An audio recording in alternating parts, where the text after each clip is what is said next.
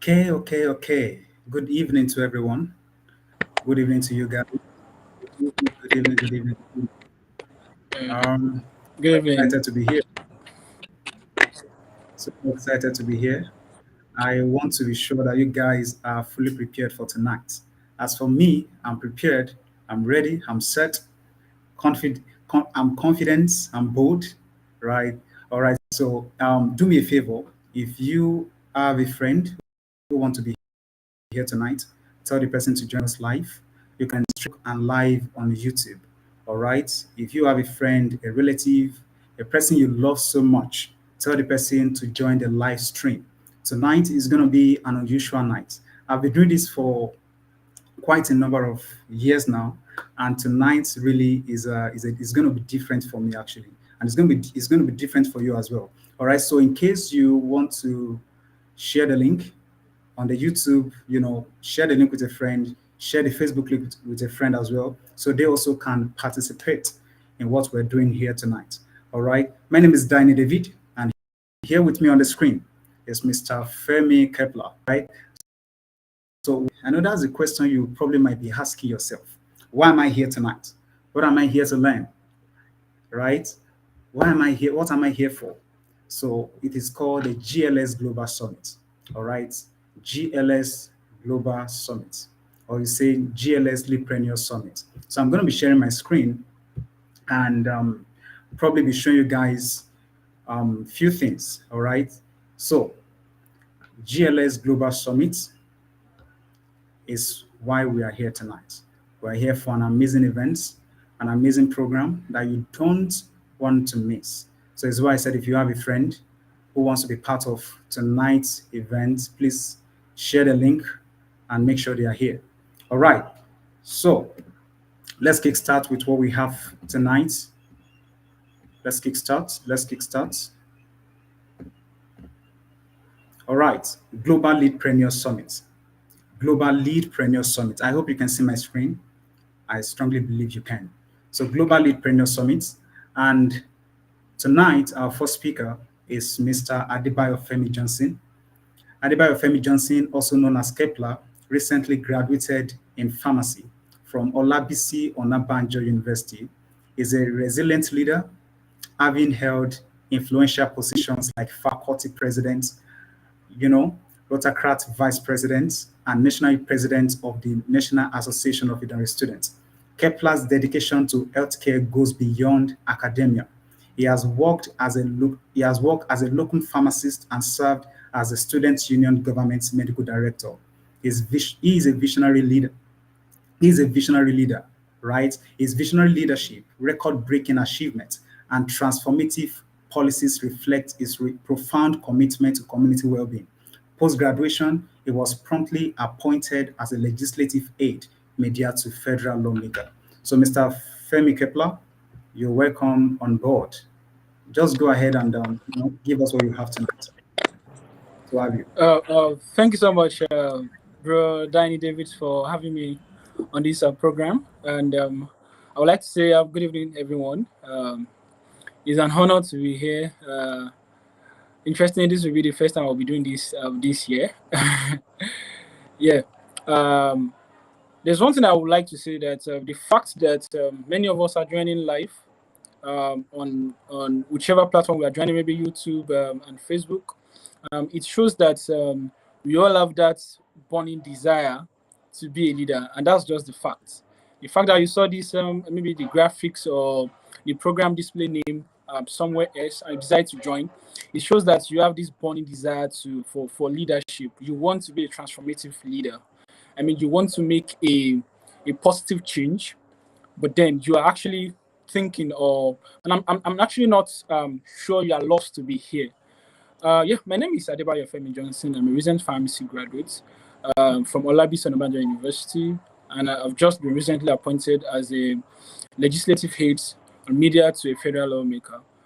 Tonight, I'll be taking us on my topic actually embodies everything about me, the fortitude, confidence, and audacity to lead effectively as a leader or as a nation builder.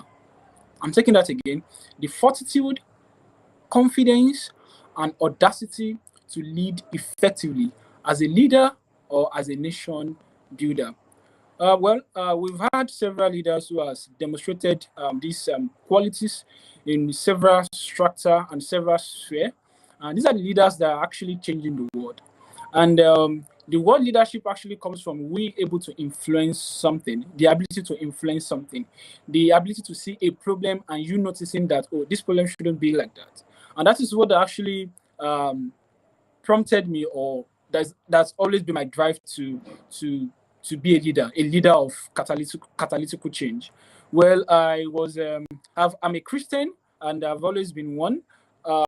Um, my major leadership was because of my society. The way my society is being governed is actually not being okay by me. So I decided to take the position of leadership, and I see leadership as a position of influence towards positivity and not towards the negative aspect. So I'll be talking on the topic fortitude.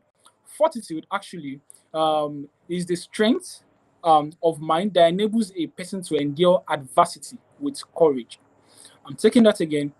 Fortitude is the strength of mind that enables a person to endure adversity with courage. Being a leader actually comes with a lot of tasks. It comes with a lot of problems. It comes with a lot of risk. The first time I demonstrated fortitude was when I was the national president of National Association of Idori Students, and there was this problem regarding our Idori to Akure roads at that time, and I was actually traveling home, and I saw that there were potholes virtually everywhere. I mean, the roads are very bad, and they were in very bad conditions. So there was a need for a leader to take a decision that is going to bring about a catalytical change about on that particular road.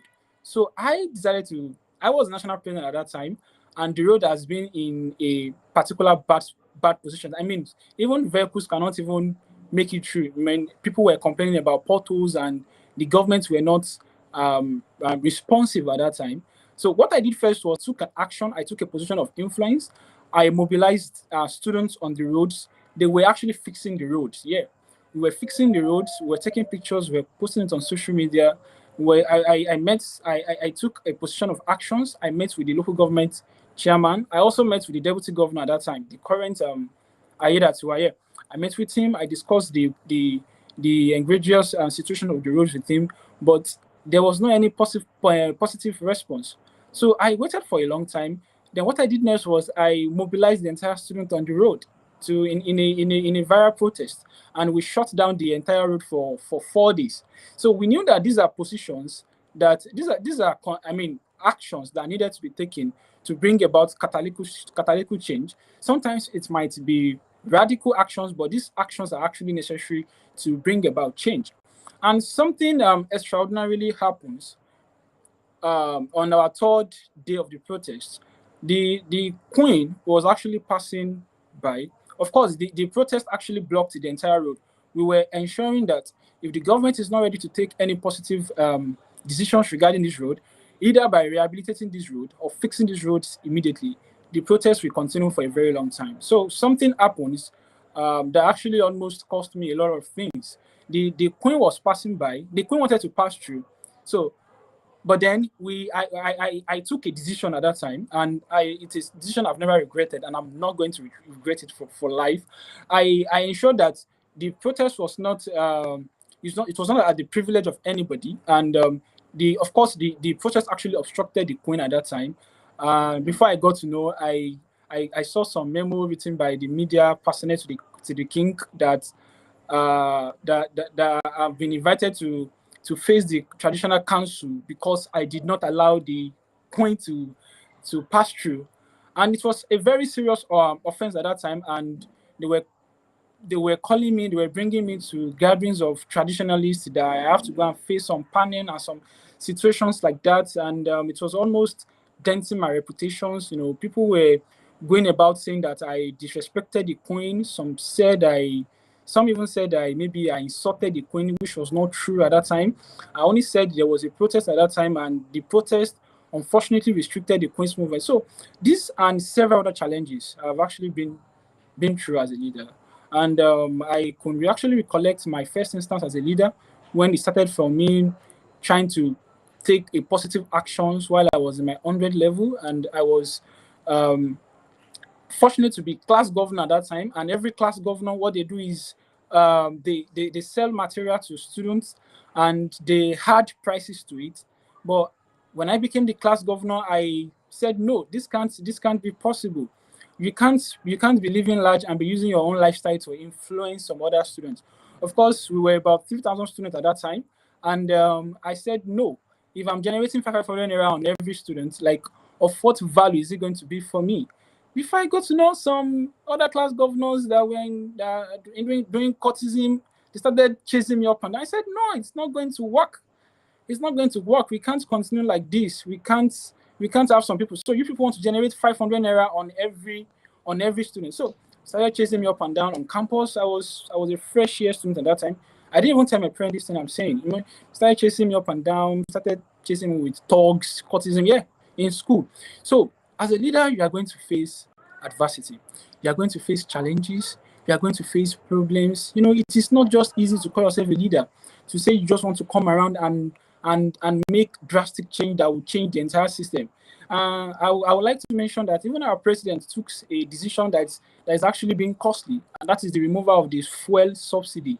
The removal of the fuel subsidy has always been a constituted crime. I mean, some people, it actually benefits some few people, while at the disadvantage of Nigerians. But when the president came on, I'm not actually saying this to support the policies of the president, but notwithstanding, he took that bold steps, and these are decisions that leaders actually need to take. On his first day in office, he took these bold steps without considering whose else is actually goes. So, you as a leader, you are going to face challenges. You have to know that. Challenges at every areas. Coming to say you want to be a leader, it's saying that you want to influence decision of many people. It's saying that you want to be you are not actually dictating for many people, but you want to speak for many people. You want to do what many people are not doing, what people have not done before. And before you say you want to be a leader, you have to possess some characteristics. And sometimes this tends to be spiritual. Some people say leadership can be spiritual. Yeah, it can be spiritual. You have to be deepened in that, whether in the Christendom settings or Muslim arena. You have to believe in God, and having the fear of God sometimes typifies what leadership entails. Leadership comes by having the fear of God and having the fear of constituted authority. So that is what it's all about, and that is fortitude. Fortitude, like I said, is a strength of mind that enables a person to endure adversity with courage. Of course, when you are leading in a position, nobody cares. People don't care whether you've eaten. People don't care whether you are fine.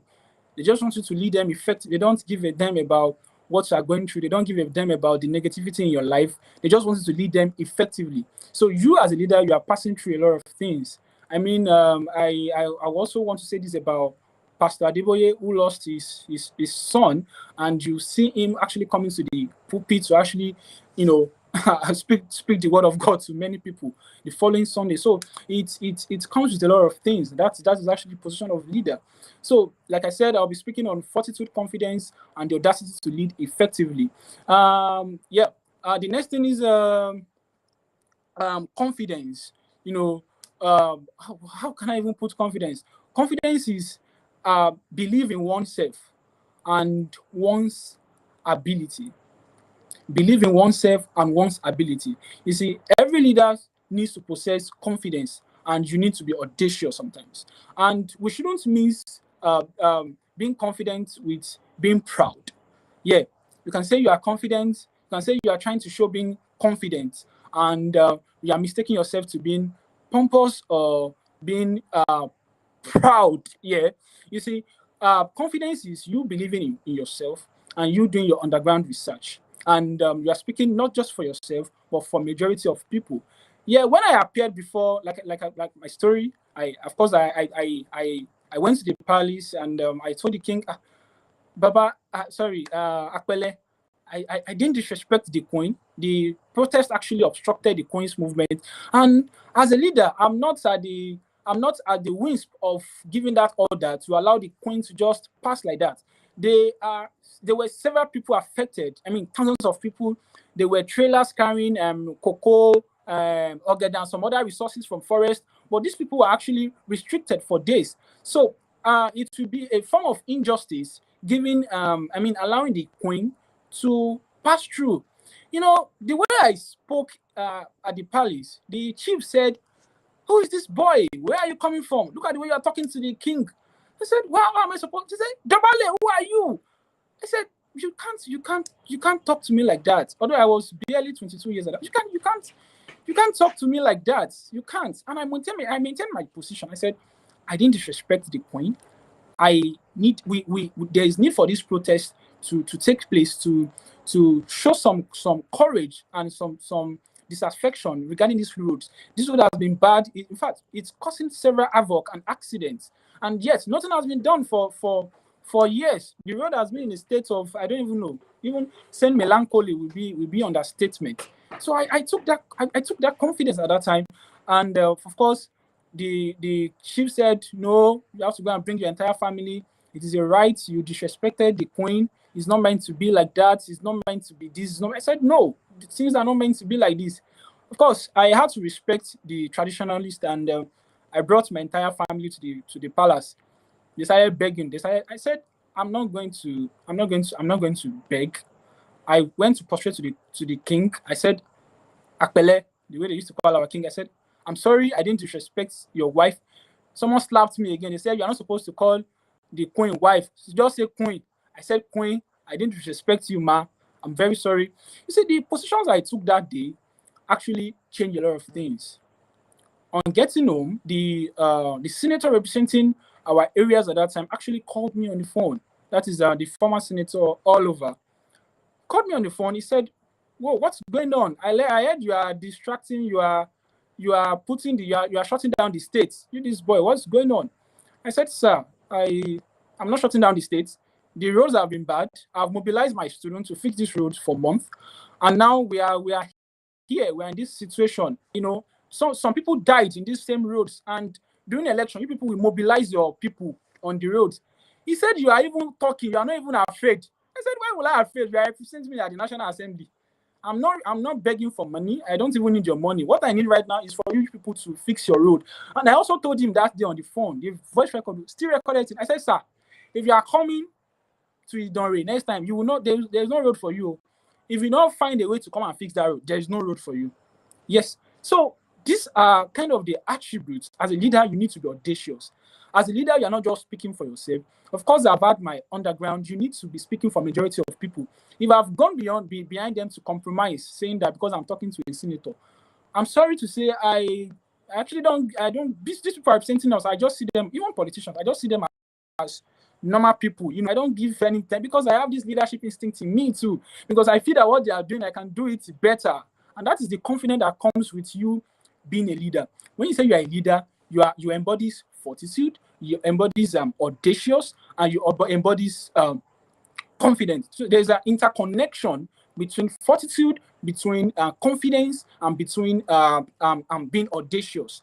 Being audacious as a leader comes with a lot of risks. It comes with you showing your boldness when necessary, not when necessary. It comes with you because when a leader speaks, a leader should be speaking with facts. A leader should be speaking with effectiveness. Of course, your people might be giving their suggestions. As a leader, you keep quiet, you have a listening ear, and when you are speaking to take actions. My guys told me that no, it is due time. And after a long time, they said they want to chase me away from the community, that I disrespected the Queen, that it's a problem, it's a taboo. Why would I? There are several other people that were restricted by the rules. So why should I allow you? I'm a Christian because I understand that facing such chieftaincy of a thing can actually be very egregious. I started praying to God, God, oh, don't let these people cast spell on me, that will make me run mad. Oh. God help me. I don't want to run mad. Oh. I'm a very small boy. Oh. I'm only doing my own thing for the benefits of not just myself, but the benefits of the entire community. I mean, the entire local government. So the local government chairman on the fourth day came, addressed us. I told him, Baba, This rain that is falling will beat all of us together. You people should find a way to. This boy, you are very stubborn. We have already told you. The chairman started begging that we've begged you that we are going to fix this road. So I'm going to be using myself as a yardstick because the topics actually embodies what I've demonstrated in all my career, demonstrated in time past. Yeah, and in about 4 weeks' time, the senator, to my own surprise, started fixing the road. I mean, people were castigating me, people that were loyal to the palace were castigating me, the media, Baba, really see, respects out. They were sending all sorts of write-ups at that time. That boy, very proud, very disrespectful. You are not meant to disrespect the constitutional. Baba, if it requires a change for us to disrespect constitutional authority, if that is what is needed to take any effective things, then we have to do it. We have to do it. If you don't take some steps, there will not be change. Although those steps might actually be dangerous, it might actually be it might actually show on the negativity side at first. But I want to understand that those steps are actually necessary for a change. And again, in my education background, I've demonstrated confidence. Yeah, I wrote JAM 4 times, and it comes with tenacity. It comes with audacious. I wanted to be a pharmacist. That is what I've always wanted to be. All my life, I've always wanted to be a pharmacist, nothing more. And the road to being a pharmacist doesn't just come so easily. Of course, I wrote my first JAM 2015, 2014. When I finished secondary school, I started teaching the high school at Pragmatic and some private schools in my local government at that time. Students that I was teaching, they were graduating, they were entering polytechnics, they were finishing. Baba, where they teach them, that is their teacher in school, teaching, not getting admission. So I was writing JAM. Of course, I was getting admission, but then as a leader, you have to live with a purpose. You have to be focused. You have to know what you want in life, and with that, it comes with respect. So I take it upon myself. It is not pharmacy. I'm not going to do anything. I wrote my JAM 4 times here. I gained admission. Uniben, they gave me fishery at first. Fishery is not a bad course. If I had wanted to be a fisherman, or if I wanted to be called like a Peter in the Bible, like I want to be a fisherman, I would have, by now, maybe 2018, I would have graduated, finished, become a fisherman and open my own pond and be fishing there. But no, this is not what I want to be. As a leader with purpose, as a leader with confidence, it comes with a huge task, and it comes with a whole lot of responsibilities, negativities, and trauma at that time. And even being the, I think, senior prefect at that time, your juniors in secondary schools and they will be getting admission, and you are at home, you are doing jama, you are trying to, find a end sprint for yourself. So I wrote admission, JAM the following year, I gained admission. Delsu, I picked pharmacy again. Delsu gave me pharmacology. I said, no, I'm not going to take this pharmacology. So when I got home, I'm sorry to say my mom is not that, into the education thing. So when I told my mom that they gave me admission, my mom went to church. She went to give testimony that, they've given his son admission. Or his son will be. I said, ma, I'm not going. She thought I was joking. She started going to, maybe it was a spiritual attack. Adding water to my own bed. She said, my mothers now, they gave you admission. Why would you go? This is your 3rd attempt. You, this boy, pharmacology and pharmacy. It's not pharma. It's not the same thing. I said, ma, it's not the same thing. And that is one thing as a leader. You need to have focus. It was not even funny. People even my pastor, they called me. They said, take this course now. You will write another JAM next year. If I take this course, I'll graduate to be a pharmacologist too. And it is not that pharmacologist is not a good course. I want to be a pharmacist, and it is quite different. So I wrote JAM again the following year. People that I was training, that was teaching while I was a teacher in secondary school, they were almost finishing in polytechnics. In fact, many of them were sending out. Me as a teacher, I commented too. Congratulations, God bless you. But teachers still there home. Teachers still there house. They struggle. So it doesn't just come easily. So I had to take a bold steps. Of course, I was lost. I was depressed. I was sad. I didn't know where I was going. Of course, it got to a point I was blaming myself. I should have taken the course self. Maybe by now I would have graduated. So I took a step. I said I went to Google. I want to go and prove how audacious or how confident I am as a leader, and how to prove my effectiveness and my capabilities. That yes, JAMB has been the one not giving me admission. Scored I had 276, 284 at the times, and 312 the last time in JAMB. Yeah, so I find a way to enroll in a program. I googled on my phone that a school that they are offering a pre-degree program. Maybe I can just go there and showcase my skills. Maybe it is true that I don't actually know anything. So I did Google search, then I saw OOU. I said, which school is OOU? Because OOU is not actually popular in my area at that time, Ondo State. When you talk about schools, you're talking about OAU, you're talking about Uniben, you're talking about Unilag. These are popular schools. So I actually thought OOU was a private university. So I did my further research. I saw that it was a state university, Ogun State University. I said, okay, let me just enroll. So I packed all my savings. I was a teacher at that time. I told you I have money, big boy in Idori. If you are teaching them in Idori, they were paying us 9,000 naira. 9,000 naira was a big money at that time. If you are being paid 9,000 naira, I'm talking 2014. It was a big money. You can do anything. You have your own house. House rent in Idori was 8,000 naira a year. You have your own house. You have everything. So you'll be living large at the time. So I packed all my savings. I went about 50,000 naira. Yeah. Alone, no, because I've always been alone. Because I don't just want to go in depth to my own private lifestyles, my own privacy. Yeah, I've been struggling all my life, bro. It's not easy. So I run in the program. I traveled down to OU. Then that was my first time. In fact, I had to use Google Maps. I was using Nokia 3310, and one guy was using Sima, so they had to use Google Map at that time. So all this Android was not quite popular. So I got to the school.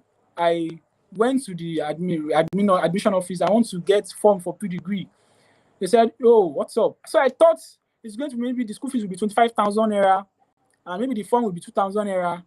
So they told me the form was 10,000 naira. How come? How manage? They said they're not writing exam. You don't need to write exam. Just obtain the form. They will give it. I said that easy. They will give you admission for pre-degree. They said yes.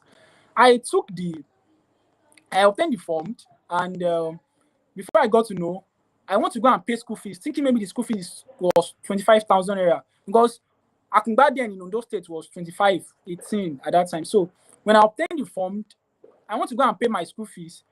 Then they were telling me that the school fees was 150,000 naira. 150,000 naira then was like 600,000 naira.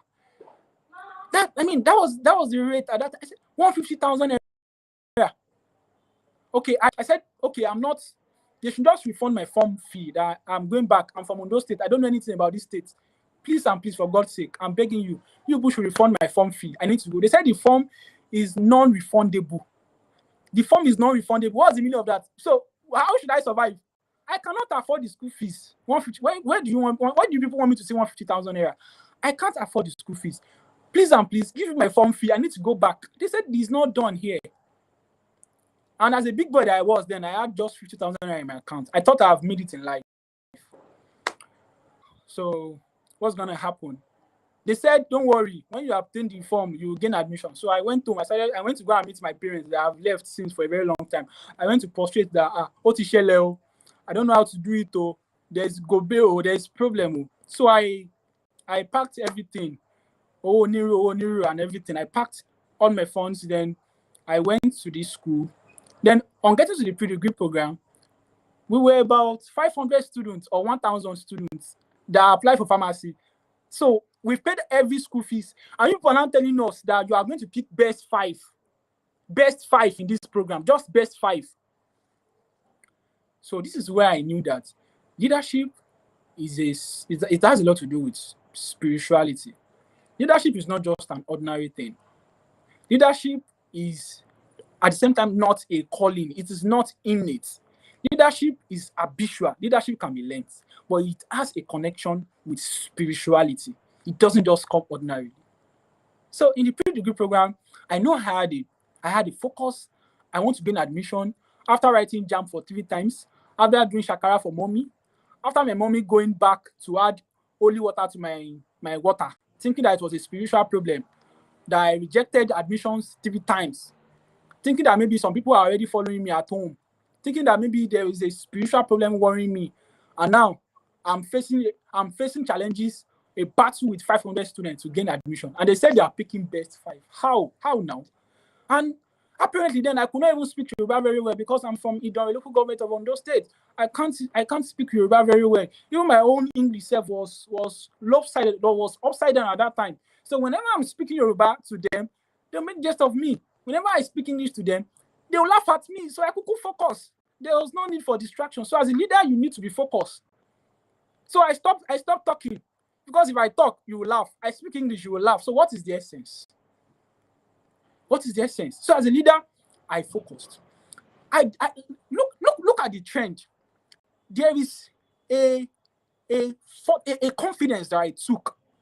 I've never been to this state before. In fact, maybe I've never been to Lagos State at that time before. I only went to Lagos State maybe 2 years ago. That was the first time in Lagos State. I've never been to this state. I took this task upon myself that I'm going to this place and I'm going to make something out of it. I don't even know anybody in the school. I just decided to, okay, this is what is going to happen, and I decided to take it upon myself. So I came to the school, and to just cut the story short, I was the overall best student in the pedagogy program. And that was how I was able to gain admission for pharmacy. Without knowing anybody, without knowing the vice chancellor, without anybody writing a letter of recommendation for me, I gained admission for the program. And the only thing I could say then was I was focused. I took a decision that, in fact, my parents had left me alone. Maybe when they give you fishery again, you will know. Maybe fishery was your calling, who knows? You rejected fishery twice. He said, give you fishery again. If you like, don't collect it. So I was not even feeling fidgety, or I knew what I wanted. I knew I wanted to be a pharmacist, and to the glory of God, the process hasn't come easy, but I was able to demonstrate some core attributes of a leader. I was able to demonstrate audacity. I was able to show confidence. I was able to demonstrate fortitude in the face of adversity. Why? Because I did not have money. I did not have money. I told you I was a teacher, a big boy teacher at that time, that was helping some private schools teachers to run one or two. I did not have money. I just packed my so when some people told me that they are allowing their life situations or their positions in life to affect them, I wonder how. Why would you allow your positions in life to affect you? Why would you allow what people are saying to discourage you? You know what it means to contest? I've contested even after getting the admission. I did not even put my parents into considerations. In pharmacy program, I started going for leadership because I started seeing a lot of anomalies that needs to be corrected. I became the class rep, class governor, faculty president. I was just contesting for this and that. You think I was not serious, but I was not comfortable. I was not comfortable. Why would you say you are the president and you are looting money? You will contribute money for a deal, and someone will just sit down somewhere and be looting. As a leader, you don't. And God has given us, every one of us, this calling to be a leader. Even in the book of Matthew chapter 24, God said, preach this gospel all over the world, and I will come. God has given us a calling. And that calling actually requires leadership. It requires leadership and courage for you to come up and talk to people. It doesn't just come ordinarily. So every one of us, if you want to change the position of this country, if you don't want to run abroad and be anticipating the jackpot of a thing, you need leadership. Nobody will come and fix this country for us. But this leadership comes with courage, comes with confidence, comes with a lot of tasks. And I'll be leading some political in our own area, in our own country as a yardstick. President Bola Ahmed Tinubu demonstrated leadership. He says Emilio come. And he became the president. It's as simple as that. It comes with you knowing what you want. People were abusing this guy. I'm sorry for calling our president guy on a live video Mr. President. They were calling Mr. President a whole lot of names, but he never felt guilty. He was even showing he was a media sensation at that time. He was being mocked. He was being ridiculed. Maybe he was even doing it intentionally. He was doing those things. People were laughing at him. I was laughing at him too. I said, who will vote for this one? This shaky daddy. He became the president. And even during the era of the MK Abiola, this man left the country. He left the country. He dressed up like women and he ran away from the country. This guy faced a whole lot of things. And the second person, is Peter Obi. Peter Obi, I'm not going to be using Nelson Mandela, Winston Churchill, and some other American, or I'll be using people that we are very close with as an example. Peter Obi was vice presidential candidate to Atiku in 2019. 4 years later, Peter Obi decided to contest for president. It takes a whole lot of confidence. It takes a whole lot of courage. Do you know what it means to run with someone as a vice presidential candidate, and the following year you said no, you want to go and run for president? So as a leader, you need to know what you want in life. It is as simple as that. You can't blame him. He has his own focus. He has his own decisions. It takes a whole lot to break away from PDP at that time. He has been in PDP all his life, although he was in Afghan, but he has been in PDP. He has his family in PDP. He has his friends in PDP. He said, no, I'm not doing. I want to go and contest for president, and he left, and Peter Obi became a third force in Nigeria politics, changing the political atmosphere of our country. It has never happened before. It has always been PDP and APC all this while. This guy came, although none of them are better or whatever this guy came and said, no, I want to be president. It's as simple as that. And he became the third force in the country. So becoming a leader, you need to have a confidence. It doesn't just come, it won't come on a platter of gold. Nobody will give you, come and take this. When I was contesting for nice president, you know what happens? These guys were using cultism, they were using thugs, they were even shooting guns, they were even kidnappings. They came to the ballot box, they stole the ballot box when I was contesting for the student union president of my local government. I said I will become the nice president, and I became the nice president. So it comes with a lot of audacity, it comes with a lot of fortitude, it comes with a lot of confidence. It doesn't just come ordinarily. And another person I will use as a yardstick is Atiku Abubakar. Atiku Abubakar was vice president under Obasanjo. Obasanjo was making a bill to contest to become fourth-time president in this country. Atiku said no. Maybe, God forbid, if Atiku dies today, Atiku might even be regarded as one of the heroes of democracy we have in this country. Maybe Obasanjo would have become a Mugabe in this country. Who knows? But the vice president said, no, you can't be. Nigeria is not Mugabe. Nigeria is not Mali. It's not Congo. It's not Zimbabwe. This is Nigeria. And these are guys that have demonstrated confidence, and they have demonstrated humility, and they've demonstrated audacity. And I'm sure this political decision is literally affecting Atiku today, because Obasanjo feels Atiku does not allow him to become president. Like I've told you people, I will not be using Steve Jobs, the names you people like, as an example. I'll not be using Nelson Mandela, Ogbon Sungyang, Muammar Gaddafi. People that we know, that's what I'll be using as an example here. Atiku said, no, you can't. It's not possible. Atiku stood against his president. Obasanjo did not become the fourth-time president today. And lastly, another example I'll be using as a yardstick that have demonstrated audacity, fortitude, and courage is Omoyele Sowore. Omoyele Sowore is the founder of Sahara Reporter, a media that has dragged so many of our political elites that have dragged them naked in the face of the world. Omoyele Sowore, after contesting for Nigeria president in 2019, decided that no, we can't continue like this. All we need now is a revolution. Yeah, all we need right now in this country is a revolution. And you know what revolution means? Revolution to many people has several meanings. Some said he wants to remove the president. Some said he wants a total overhaul of the system. Some said he wants to change the constitution of the country. If we continue to have this type of constitution, the politicians will be enriching and be feeding on we, the masses. He took that courage and said, no, this country is deemed for a revolution. The country is upside down. People are suffering. We have 99% of people living that in the country at that time. In 2019, we have less than 500,000 people that have 1 million naira in their accounts in Nigeria. Less than 500,000 people, and we are over 200 million citizens population, and less than 500,000 people have 1 million naira, have 1 million naira in their accounts. That's to show you the situation of our country. This guy calls for revolution. This guy was detained, he was dehumanized, he was brutalized, but he remained till today. Since 2019, he's still in court. ruminating up and down and trying to find his way. And this guy remained. These are guys, these are people. I've used Tinubu as an example. I've used Peter Obi. I've used Atiku. And this is Showore again.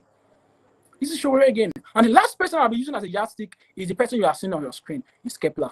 I'll be using this man as an example. I can't imagine that I will be in the situations, yes, as a pharmacist. And in my school, for over 35 years, a position called position of medical director has been occupied by the so-called doctors for over 35 years. I mean, medicine, pharmacy, of course, we are medical practitioners. Medicine said they are the ones that can only occupy this position. I said, why? Even after I became the faculty president, you know what it means to become a faculty president and combine all these huge responsibilities with pharmacy as a program? I barely read for over 5 hours every day, and yet I still decided to take up a position of leadership. And what they do in Faculty of Medicine then, sorry to say, was rotate these positions within themselves. I said, no, it can't continue. It can't continue. Of course, people will blame you. People will say you are too, what do they use to the word? They said you are too over ambitious. You are demonstrating leadership. You said I'm over ambitious. If you are capable for it, go for it. It's as simple as that. A leader is not over ambitious. A leadership is not even a calling.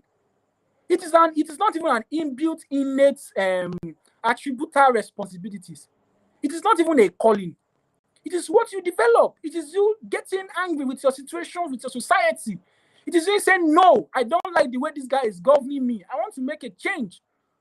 I said, no, it has to stop. They said, many people are contested against them in the past. They've lost. Management used to put them there. I said, management in this election, if management put them there, it will result to a problem. I won't take it. Then we decided to go. I contested, of course. I'm even used to negative news. Hey, he was faculty president. What is he looking for again? Hey, he wants to come and steal our money. Hey, he's not from Ogun State. Hey, don't vote for him. He's someone just. I said no. I already have my plans. I already have my things I want to come and do. You people cannot discourage me. If you like, they were writing memos. I don't even get. I'm even used. What I've been through, even as nice president, I've been through a lot of. I said thugs were coming to polling units. They were snatching ballot boxes when I was contesting as nice president. They were shooting guns. They were beating people up and down. They were using cutlass to chase my friends, my colleagues. They were treating them like thieves. So I said, I'm used to all these things. So what is the position again? They said medical director. I said I will become the medical director of this college. It can't be doctors all the time. Pharmacists need to be there too. Even in the political atmosphere, there's always been doctors becoming the ministers of health. Even the current minister of health in USA studies sports science. This thing is not. It is in Nigeria that doctors, put the whole thing on their heads. Even the current chairman or the director general of the World Health Organization is not even a pharmacist nor a doctor. This person studied biology. So what is the entire thing? I'm reading for 5 hours a day. You said I'm not capable to become a medical director. I don't get it. So it is you getting angry with your position in life and say that, no, my position as a leader, I will not be in a second place. I don't want to be second. I want to be first. And now, some people are actually taking the risk to be there. These guys are taking the risk. So it shouldn't stop you. You shouldn't. I contested for this election. They were doing manipulation. They were doing everything. I won the election. People were like, is he using magic? It is God. The first thing, whenever you have an ambition, it comes, like I said, it's a supernatural thing. But we shouldn't now mistake leadership to being a spiritual thing. Leadership is not a spiritual thing. It's a supernatural thing. And how does it come supernaturally? You tell God about it. You speak to God. God, I want to contest for Nigeria president. Make me one. God will do it. It's as simple as that. It comes with you getting angry with your positions and your situations in life.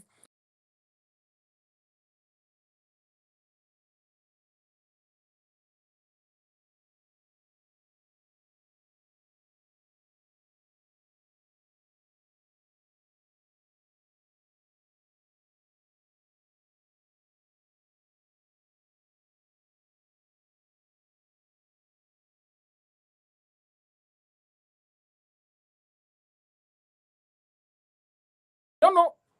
Can anyone still hear me?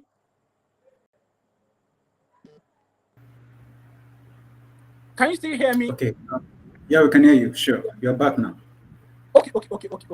Like I Yeah, you're said, back. I was saying that leadership goes beyond the spiritual of a thing. Leadership is not innate. It is not spiritual. It's not meant for some few set of people. Leadership is meant for everybody joining this live video. Leadership is meant for everybody following this live video. That is who leadership. The fact that you are even here, you are listening, you are ready to have a change of mind. It starts with you developing confidence. It starts with you getting angry with your society. It starts with you demonstrating audacity. I've, I've, I've shown how I've demonstrated audacity even when it was tough, when it was spiritual, facing traditionalists and facing some elites. I've shown that. I've shown that in my academic sojourn. I've shown that in my professional life. What else do you need? So it comes with a whole lot of things. It comes with a whole lot of courage. Nelson Mandela was even in prison for 27 years. You know, so all these are leaderships, and it comes with a lot of responsibilities. It doesn't just come ordinarily. Nothing comes ordinarily. It comes with sacrifice, and that sacrifices is the own spiritual references. So if you have made your sacrifice as a leader, then you have no problem again. You are fine. You are fine. You've done the spiritual 82 sacrifice. You've made the spiritual sacrifice already. So there's no need for you to be worried or anything.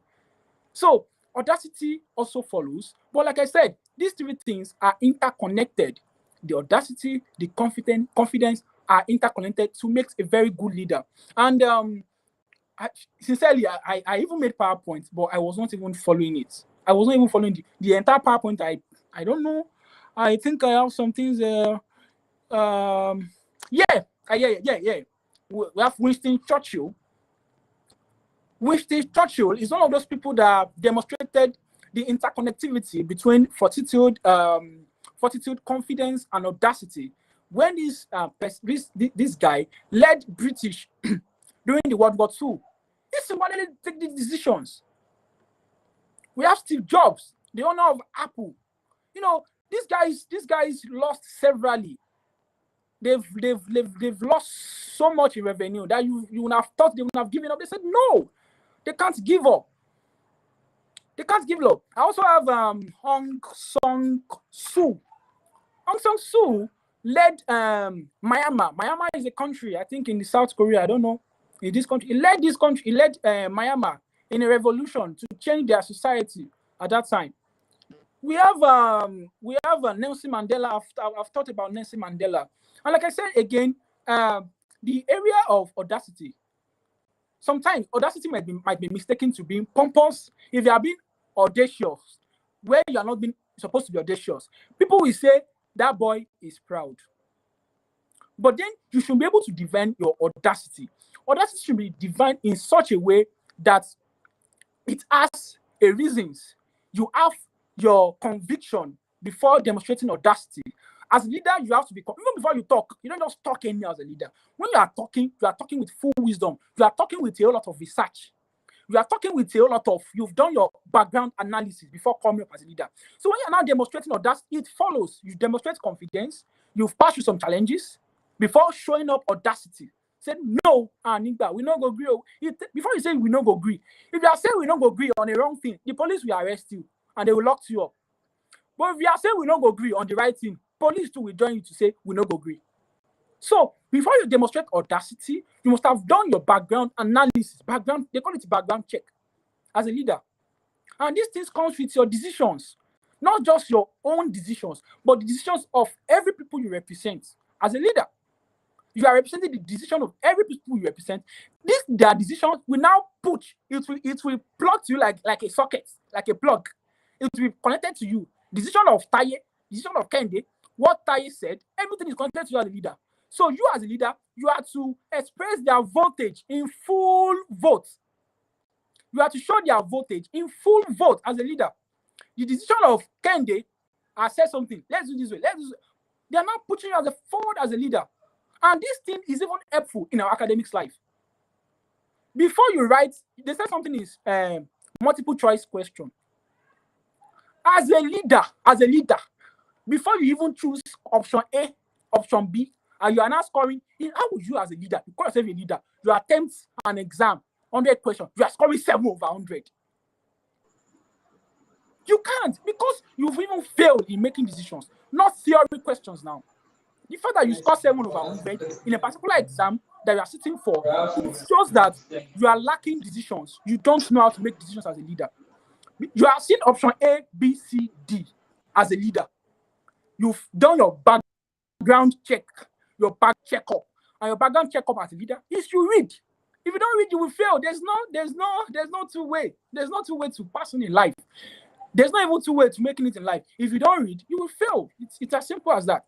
So you're not seeing a question as a leader that you have to demonstrate even audacity in your exam. Or, like I said, audacity comes with decision of many people, not just your own decisions as a leader. Because as a leader, you are not leading as a dictator. You are not deciding for people. You are taking their own decisions. All right? It's just like you are serving them, but because you have the will spirit to demonstrate fortitude. You have the will spirit, you have the audacity, you have the confidence to demonstrate fortitude. You've been through hell, through thick, maybe in the electoral process. Some people have kidnapped you.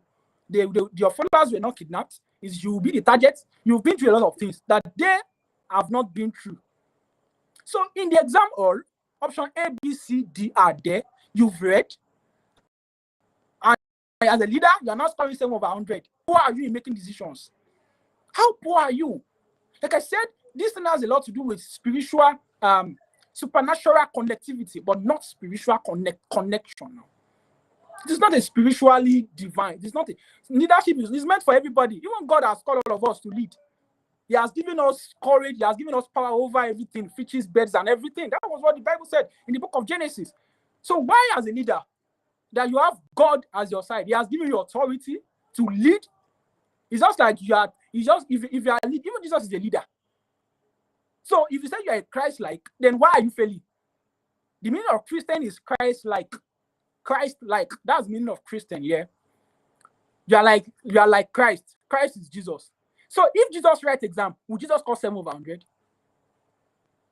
Jesus Christ cannot score 7 over 100 now. So if you now say as a leader, you are writing exam, you are over 100, then there's a problem with your spiritual connection with God. There's a problem with your supernatural calling with God. So that one needs to be settled first, because even as a leader, you are in public domain. People will attack you.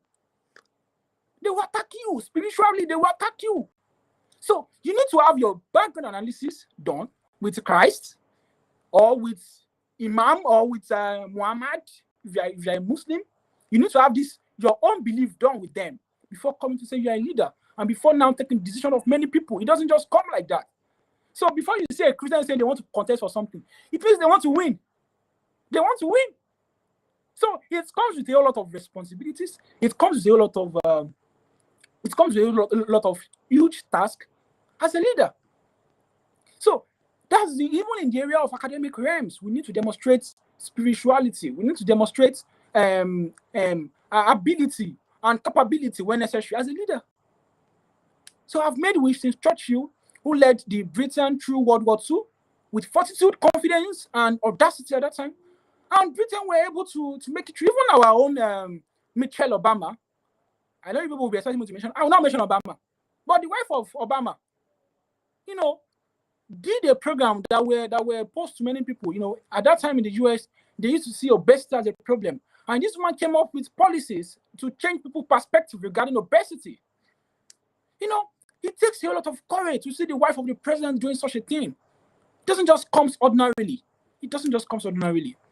And to avoid boring the listeners with plethora of grandiloquence, I want to say thank you for giving me this privilege to address you all, and I'm also very grateful because this is going to be of course, like I said, me personally, I embodies everything about these topics, and these are topics I'll continue to speak about using my own journey without even mentioning Nelson Mandela, using my own self. You can use your own self. You yourself, you are listening. You've been through so many things in life, so why don't you use this as a motivation for yourself? So why do you want me to start listing there's not any dynamic to being any good. There's no any. Like I said, this is what it takes. It takes you confidence. It takes you developing confidence in yourself, developing confidence in what you believe in, developing confidence in the multitude you represent, and you having the courage, the strength to face adversities. Facing adversities typifies, and you summing up these things together to form audacity for yourself. That is all. You're fine. You've made a good. You are very. You are an excellent leader. That is all you need. You don't need any other thing. You don't need any other thing else. That is what you need as a leader. So, like I said, there is an interconnectivity between confidence, between audacity, and between fortitude. So, if you have all these things, almost you've made a good leader, and you are at the right point. At the Dining David leadership program, you are at the right place, and this is what we teach here. So I would like to say thank you for giving me the opportunity to address my people and to address everyone here. I said thank you. I'm seeing your comments. I'm seeing everything. But thank you so much. And I hope next time I will make it again. Thank you and God bless you. Interesting. Interesting. That's super amazing. Guys, I need you to do us a favor. Can you just give Mr. Kepler a round of applause? I mean, this man has tried his best tonight. What else do you want to hear about leadership? I mean, what else do you want to hear about taking action? What else do you really want to hear about being bold as a leader? So Kepler has dished out a lot of wisdom tonight, and this is just the starting point. I mean, we have more things to do. We have more places to go. We have more places to touch. We have more lives to touch, right? This is just the starting point. So, guys, let me say thank you to Mr. Femi. Thank you so much, sir, for at least taking us through your story. You know, that's encouraging, that's enlightening, and that is mind blowing. Thank you so much. Really appreciate that. And we're moving in onto the second segment now. I will be speaking next. So before I come on board, I want us to take like just a minute break and we'll be right back. Stay tuned, don't go nowhere. Thank you.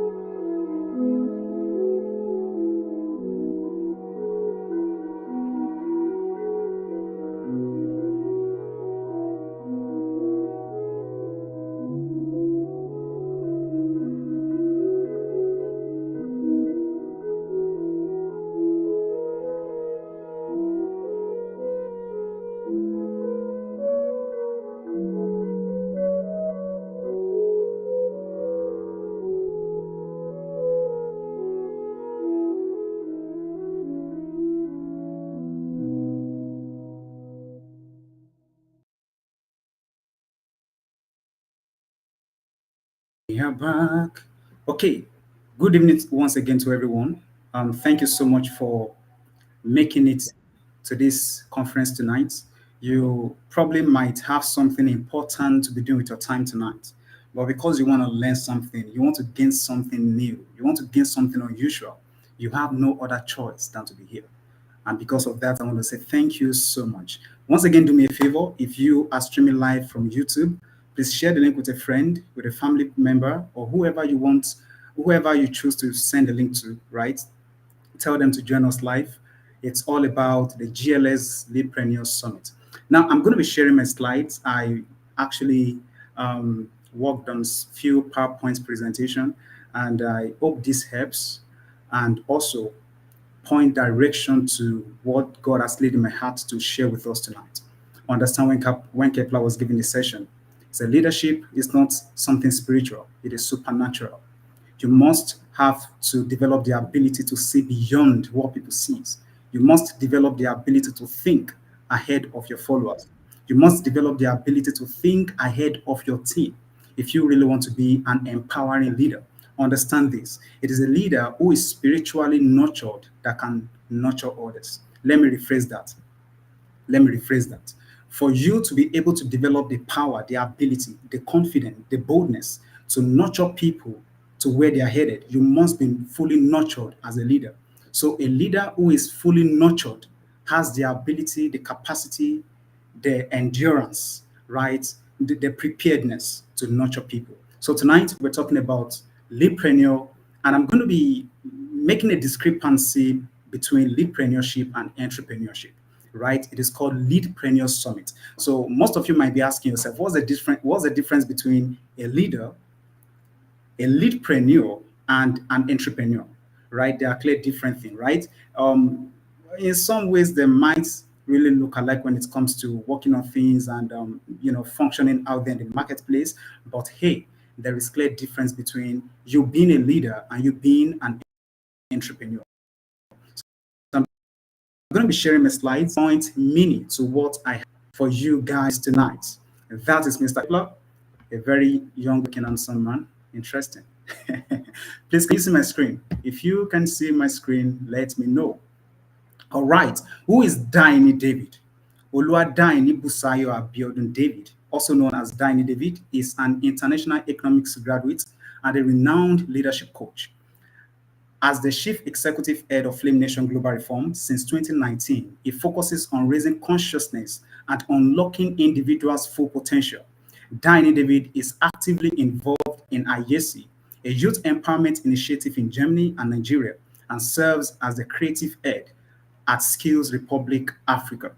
Through organizing impactful online leadership conferences, it strives to inspire people to reconsider their perspectives and take meaningful action, aligning with its vision of nurturing top-tier global action figures.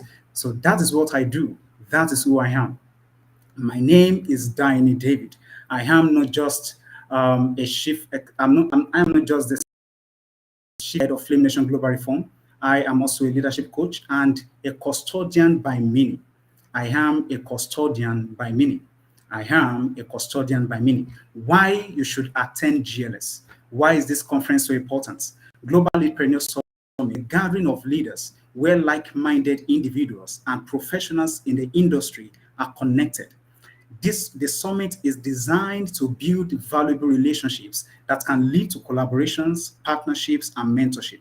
A very interesting part you might want to know about GLS is to gain insights from experts, thought leaders, and successful entrepreneurs. There will also be keynote sessions to learn the best trends, innovations, and best practices. And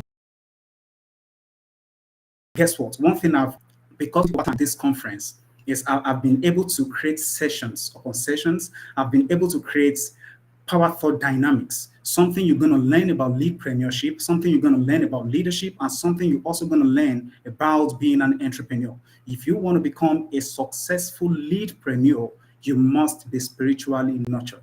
I won't stop saying that. If you want to become a successful leadpreneur, you must be spiritually nurtured. I've also made a discrepancy between what it means to be a roll-up leader and a lead-up leader. There are two different things here. So, all right, let's dive into GLS Leadpreneur Summit. Your ability to think global, your ability to see global, and your ability to lead global. That is, we are talking about the ability to see beyond the confine of the environment. Now, how many of you are really willing to see beyond the confine of your environment? You want to think differently as a leader. You want to see differently as a leader. You want to participate differently as a leader, and you want to collaborate differently as a leader. If you want to do those things successfully, you must develop the ability to see beyond the confine of your environment. All right. Okay. What's the definition of the word leadpreneurship? Leadpreneurship is taking adequate responsibility to inflict proper dynamics, focus driven agendas, impart collaboration, and foster a good sense of connection and relationship. Without exceptions, it is also the ability to interpret dreams. So, the work of a leadpreneur is to interpret dreams. Your work as a leadpreneur is to interpret visions, and your work as a leadpreneur is to solve critical problems, emotional, psychological, family, and social, political, and analytical problems. Just like what Mr. Kepler said during his session. It was being able to develop this confidence as a leader to solve social political problems, right? Now, let's talk about entrepreneurship. Who is an entrepreneur? What does an entrepreneur do? Entrepreneurship is when an individual who has an idea acts on that idea, usually to disrupt the current market with a new product or services. This is what an entrepreneur does. An entrepreneur launches a business. A leadpreneur launches people. We are getting there. Hello, we are going somewhere. Now, do me a favor. Tell a friend to join this live stream. Tell them to share the link with a friend, with a family member, or with any of their colleagues. All right. Now, what's the difference between an entrepreneur and a leadpreneur? What's a clear difference between an entrepreneur and a leadpreneur? An entrepreneur deals and manages products.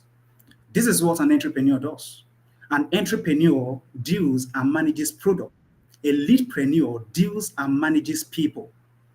An entrepreneur sells products to people. That is, the difference between an entrepreneur and a leadpreneur is that an entrepreneur deals with products.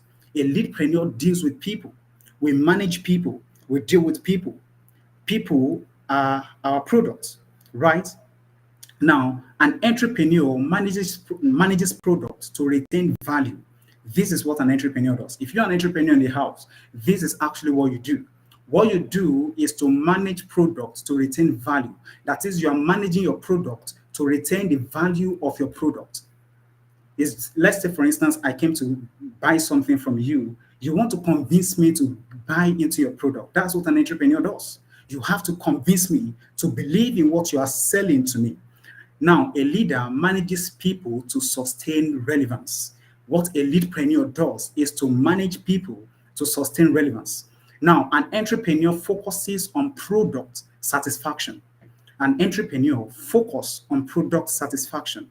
I want to be sure as an entrepreneur that whatever product I'm pushing out there, people get it without even complaints, right?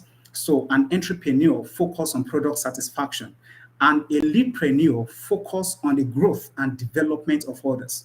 That is what a leadpreneur does. Understand, I said, as a leadpreneur, you are dealing with people. As an entrepreneur, you are dealing with products. All right. An entrepreneur solves problems. An entrepreneur solves product problems. A leadpreneur solves people's problems. That's what you do as a leadpreneur. You solve the problems of others. You tell them where to go. You tell them how to be led, and understand that the best way to be led is to obey. The best way for a leadpreneur to lead is to obey. Now, who are you obeying now? You're obeying God. That's the point. Because one thing I didn't tell you guys earlier on is what I do is a faith-based leadership. Faith-based leadership. All right. Now, understand that an entrepreneur solve products problems. A leadpreneur solve people's problems. An entrepreneur manages product and work. An entrepreneur manages product and work. A leadpreneur manages people and time. As leaders, our time is so crucial to us. That's one thing you've got to understand about being a leader. Your time is crucial. Your time is money, right? Your time is like a valuable coin. Your time is a gold to you. So you must learn what it means to manage your time as a leader. You must learn what it means to value your time as a leader. You must learn what it means to understand the art of time as a leader. Understand that entrepreneurs are risk takers. Don't forget this. Leadpreneurs are also risk takers. Leaders are also risk takers. But guess what? Here's an amazing thing. Leadpreneur adjusts through tough times. Leadpreneur adjusts through tough times. All right. Now, who are leadpreneurs and what is their role? Now, this is interesting. Who are leadpreneurs and what is their role? Leadpreneurs are go-getters and game changers, just like the story of Mr. Kepler. He told us I was able to change the stereotypes. He told us I was able to transform the society, to transform the people, not just by transforming society and people, but he started by transforming himself. So as a leader, if you want to learn what it means to transform people, you must learn what it means to transform self. Because a leadpreneur is from you to others, not from others to you first.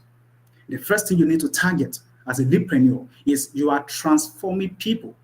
And before you can start transforming people, you've got to learn what it means to transform self. Understand that leadpreneurs lead and guides by observation. A leadpreneur leads and guide by observation. As a leadpreneur, you guide people and you lead them by observation. I don't want to be a leader who doesn't observe. I don't want to be a leader who doesn't observe the market before I launch my product. I don't want to be a leader who doesn't observe myself before I focus on people. I don't want to be a leader who haven't yet trained myself before training people. So as a leadpreneur, understand that you must develop the ability to lead and to guide by observation. If you don't observe, you will lead people to ruin. All right. Leadpreneurs follows by demand and not by being bossy over their people. A leadpreneur follows by demand and not by being bossy over their people. You don't you don't win over your team as a leadpreneur. You win with your team. Understand that if your team is not growing, you are not growing. Something is wrong with you, right? You don't win over your team. You win alongside with your team. You try to take them to their definite, to their divine destination. Just like the story of Moses in the Bible, just like the story of Abraham in the Bible. These guys were not being bossy over their people. They led with divine conviction. They led with divine mandate. Leadpreneurs focus on people than they focus on themselves. Leadpreneurs focuses on people than they focus on themselves. Leadpreneur lead with a cool heart and a loving spirit. Have you ever been around a leader? Now I'm talking about a leading leader. Have you ever been around a leading leader? Have you checked their ways? Have you seen the way they act? Have you noticed the way they respond to questions? Have you noticed the way they respond to people as well? Have you even noticed the way they respond to themselves? Right? Understand that leadpreneur focus on people than they focus on themselves. Leadpreneurs lead with a cool heart and loving spirit. Leadpreneurs have the ability to interpret visions and dreams. Leadpreneurs have the ability to interpret visions and dreams. So if you want to become a leadpreneur, that is, leadpreneur simply means you are launching people into their desired destination.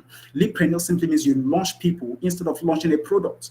You can be an entrepreneur one side and become a leadpreneur on the other hand, right? But what it means to be a leadpreneur simply means you are launching people and not products. The people are your products. The people you are launching are the products. All right. An entrepreneur launches products, which is items to them.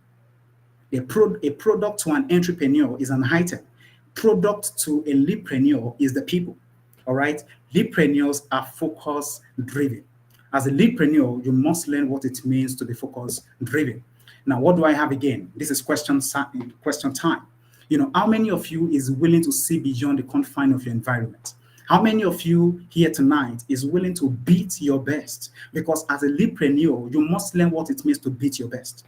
As a leadpreneur, you must learn what it means to see beyond the confine of your environment. You mustn't be limited by environmental vices. You mustn't be limited by what your dad said to you, what your mom said to you, what your sister said about you, what your uncle said to you. You must be focus driven. How many of you here tonight is ready to wake the giant within? So Leadpreneur Summit is all about waking the giant within you. And the first thing I want to pass across to us tonight is this. Don't just talk the thoughts, learn to walk the thoughts. Have you ever been in a room where probably you're with your guys in the classroom, in the lecture room rather, and they're talking about smashing a goal. They are talking about accomplishing a result. They're discussing about how to get something done, and they never later got those thoughts done. Now, that is them talking the thought. There is difference between you talking the thought and walking the thought. If you talk, don't just talk the thought as a leadpreneur. You must learn what it means to walk the thought.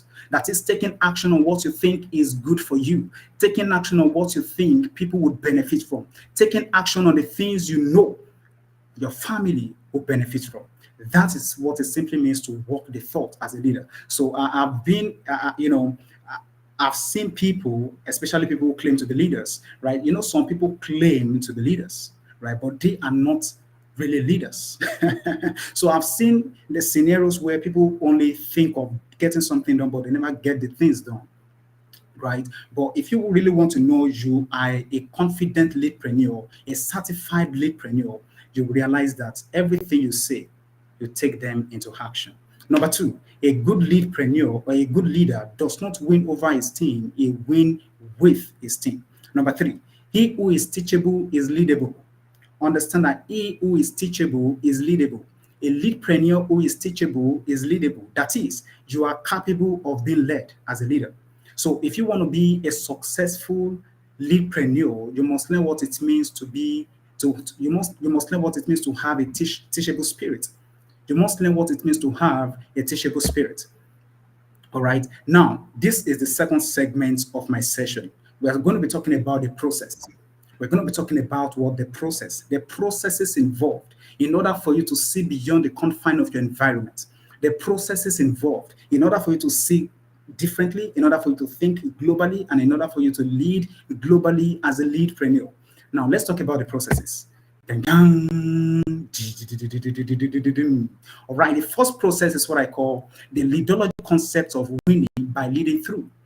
The first process is what I call the leadology concept of winning by leading through. In this second segment, I'm actually going to be defining some terms you are not used to. I'm going to be defining some terms you've not even heard before, right? I'm going to be defining some terms that is going to change your perspective as a leadpreneur, and that's going to change your perspective as a leader. Now, what is the definition of the word leadology?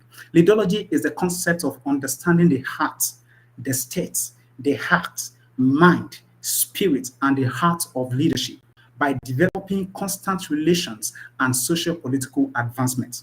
Let me say this again. Leadology is the concept of understanding the heart, the state, the heart, the mind, the spirit, and the heart of leadership by developing constant relations and social political advancements. You've got to self-discover yourself to be politically fit, to be potentially fit enough to lead effectively as a leadpreneur. Yeah, that's what you need to know. Do me a favor, do me a favor, do me a favor. Share the link with a friend. All right, share the link with a friend. Tell them something amazing is happening on the GLS platform tonight. Tell a friend to come learn. Tell a friend to come understand. Tell a friend to come change their mindset, right? It's all about changing your mind. It's all about changing your mind. So when we talk about the first process, we talk about self-discovery. As a leader, you've got to learn what it means to self-discover yourself. As a leadpreneur, you've got to understand what it means to self-discover yourself. How well have you discovered yourself as a leadpreneur? How well have you discovered yourself as a leader? So I cannot say I want to lead people without having discovered who I am. I have to discover myself. I must understand what I'm capable of doing. I must understand where my potential lies. I can't end up doing everything. Do you get? You must distinguish yourself. So self-discovery is the first process you have to go through in order for you to to see differently, to think differently, and to lead globally. The second thing is what I call observation. And this observation has a lot to do with dealing with self. That's the DWS. Dealing with self. You have to observe yourself. Most times when you talk, listen to yourself over and over again. How do you respond to the question the lady asked you? How do you respond to the question the guy asked you? How did you even respond to the question the young guy asked you? Right? You must observe yourself, right? Observation by dealing with self is very important. Observation by dealing with self. You can't be talking like every other person. You are not a parrot. You can't be talking like every other person. You can't see like every other person. You must define yourself as a leader. The second, which is the E and P, is environment and people. Observation through environment and people. As a leader, once you are done discovering yourself, observing who you are, you must learn what it means to observe your environment and observe the people around you. Observe the people you call your friends. Am I talking to someone here tonight? Observe the people you call friends. Observe the people you call roommates. Observe the people you call family. In fact, observe your family. There is a pattern you need to break. There is a chain you need to break. There is something that's kept on repeating itself over time, over the years. It mustn't start again from you. Let it end there. You have to break some certain patterns and chains in your family. Now, the next one, once you are done observing, then launch into creating stuffs, right? Is what I call creativity, the creativity process. The creativity process. The creativity process. Now, who is a leadologist? Now, this is the other concept I'm going to be defining tonight to you guys. Who is a leadologist? Understand, I try to explain what it means to be a leadpreneur. I try to explain what it means to be an entrepreneur. And I try to explain the first process, which is what? Which is the leadology concept of winning by leading through. If you really want to win through as a leader, you must learn what it means to self-discover yourself, number one. Observe who you are, observe your environment, observe the things around you. And next, be creative. Be a creative agent. Be a creative agent. Now, who is a leadologist? A leadologist is a leader who not only acts or directs by leading people and organizations, but who shows depth and balance between people, work, and time, who by meaning understands people's wants, needs, and creates primitive measures to satisfy the desires of his people. So, as a leadologist, now just like I mean, there is a study called biology, right? And there are people who becomes biologists, right? Now there is a term called leadership. There is a term called leader, and there is a term called leadologist. All right. All right, so that's why I said I'm going to be explaining some terms tonight or concept that you might not really be familiar with. So your work as a legiologist is to learn the ability to increase the capacity to show depth and balance between people, work, and time. Understand I said the other time, your time is precious to you as a leadpreneur. Your time is precious to you as a leader. Next is work. Who are you working for? And if in fact you're working for yourself, what exactly are you doing? Where are you at the moment? And understand you also learn to work with people. Also learn to work with people, understand their desires, understand their needs, understand what they want. All right, that's why you have to lead people through observation. You've got to observe people to lead them properly. Are you with me tonight? You've got to observe people to lead them properly. To properly lead others is by observation. The second process is what I call the rule up and the lead up philosophy of leadership. Are you with me tonight? The second process is what I call the rule up and the lead up philosophy of leadership. The rule up and the rule up and the philosophy and the rule and the lead up philosophy of leadership. Pardon me. Now, the first process is what I call the implementation process. Don't forget what we discussed in the first process. The last process in the first segment was creativity, right? Now, once you are now a creative genius, a creative agent, what do? You implement. You implement. The reason why a lot of leaders are stagnant is because they think too much. Overthinking no fit solve problem. I'm very sure you know that song, right? So understand that once you are done thinking, implement.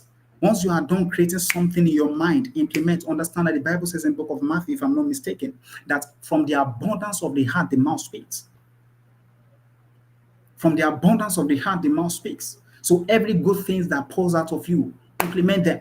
Get to work. Do something about it. Now, once you are done implementing, that is implementation, you have to take initiative. Now, how do you take initiative? Start calling people. Talk to people about your vision. Talk to people about your ideas. Talk to them about the things God has laid in your heart. You have no idea who is willing to support your vision in the long run. You have no idea who is willing to support your vision even in the shortest time. Just make sure you take initiative. Do something about it. That's what I'm talking about. Do something about it. Talk to people about it. Take initiative. And the next one is impartation. The second process, right? I said the rule up and the lead up philosophy of leadership is impartation. You've got to be an impactful leader. You've got to be an impactful leadpreneur. So by taking initiative, automatically, subconsciously, you are transforming people, you are leading people, and you are guiding people. That is, they are learning from your ways, they are learning from your steps. Have you ever been in a situation where somebody once told you, that I want to be like you? Have you ever find yourself in a scenario where somebody once told you that I wish to do the things you do, right? Let people admire your work. It is not a crime for people to admire what you do. Let people admire your work as a leadpreneur. Now, let's talk about the rule up and the lead up philosophy of leadership, or the rule up and the rule up and the lead up philosophy of leadpreneurship. Understand that a rule up leader focuses on self. A rule up leader focuses on self. If you want to know a leader who is ruling up but not leading up, you understand they focus on themselves. Everything is all about them. Me and me and me and me and me. Me. They are more conscious of the word me. I want the win to be all about me. I want the food to be all about me. I want the recognition to be all about me. Everything in life is about them. So a rule up leader focuses on self, but a lead up leader focuses on the people. Understand, I said an entrepreneur deals with product, which is an item to them, but a leadpreneur deals with people, which is a product to them, right? Now, understand a rule up leader tear others down, but a lead up leader build others up. A lead up leader build others. A rule up leader cast blame, but a lead up leader share blame. If you want to know a fantastic leader, if anything goes wrong in their organization, they don't blame anyone for it. They take initiative. They get something done. They just want to be sure that we are all in this fault. The problem is on us. The problem is not just on the team. The problem is not just on the people, but the problem is on them. So whatever affect the team, affect the leader. Whatsoever affect the leader affects the team. That's the way leadership should be should be visualized. Understand that a rule up leader judges his people. If you want to know a person who rules up, they judge their people. But a lead up leader strengthens his people. A rule up leader finds fault in people. They find fault in their families, they find fault in their team, they find fault within their friends. They find fault everywhere. They're just looking for somebody to blame. That's what a rule up leader does, right? And a lead up leader provides solution. A lead up leader provides solution.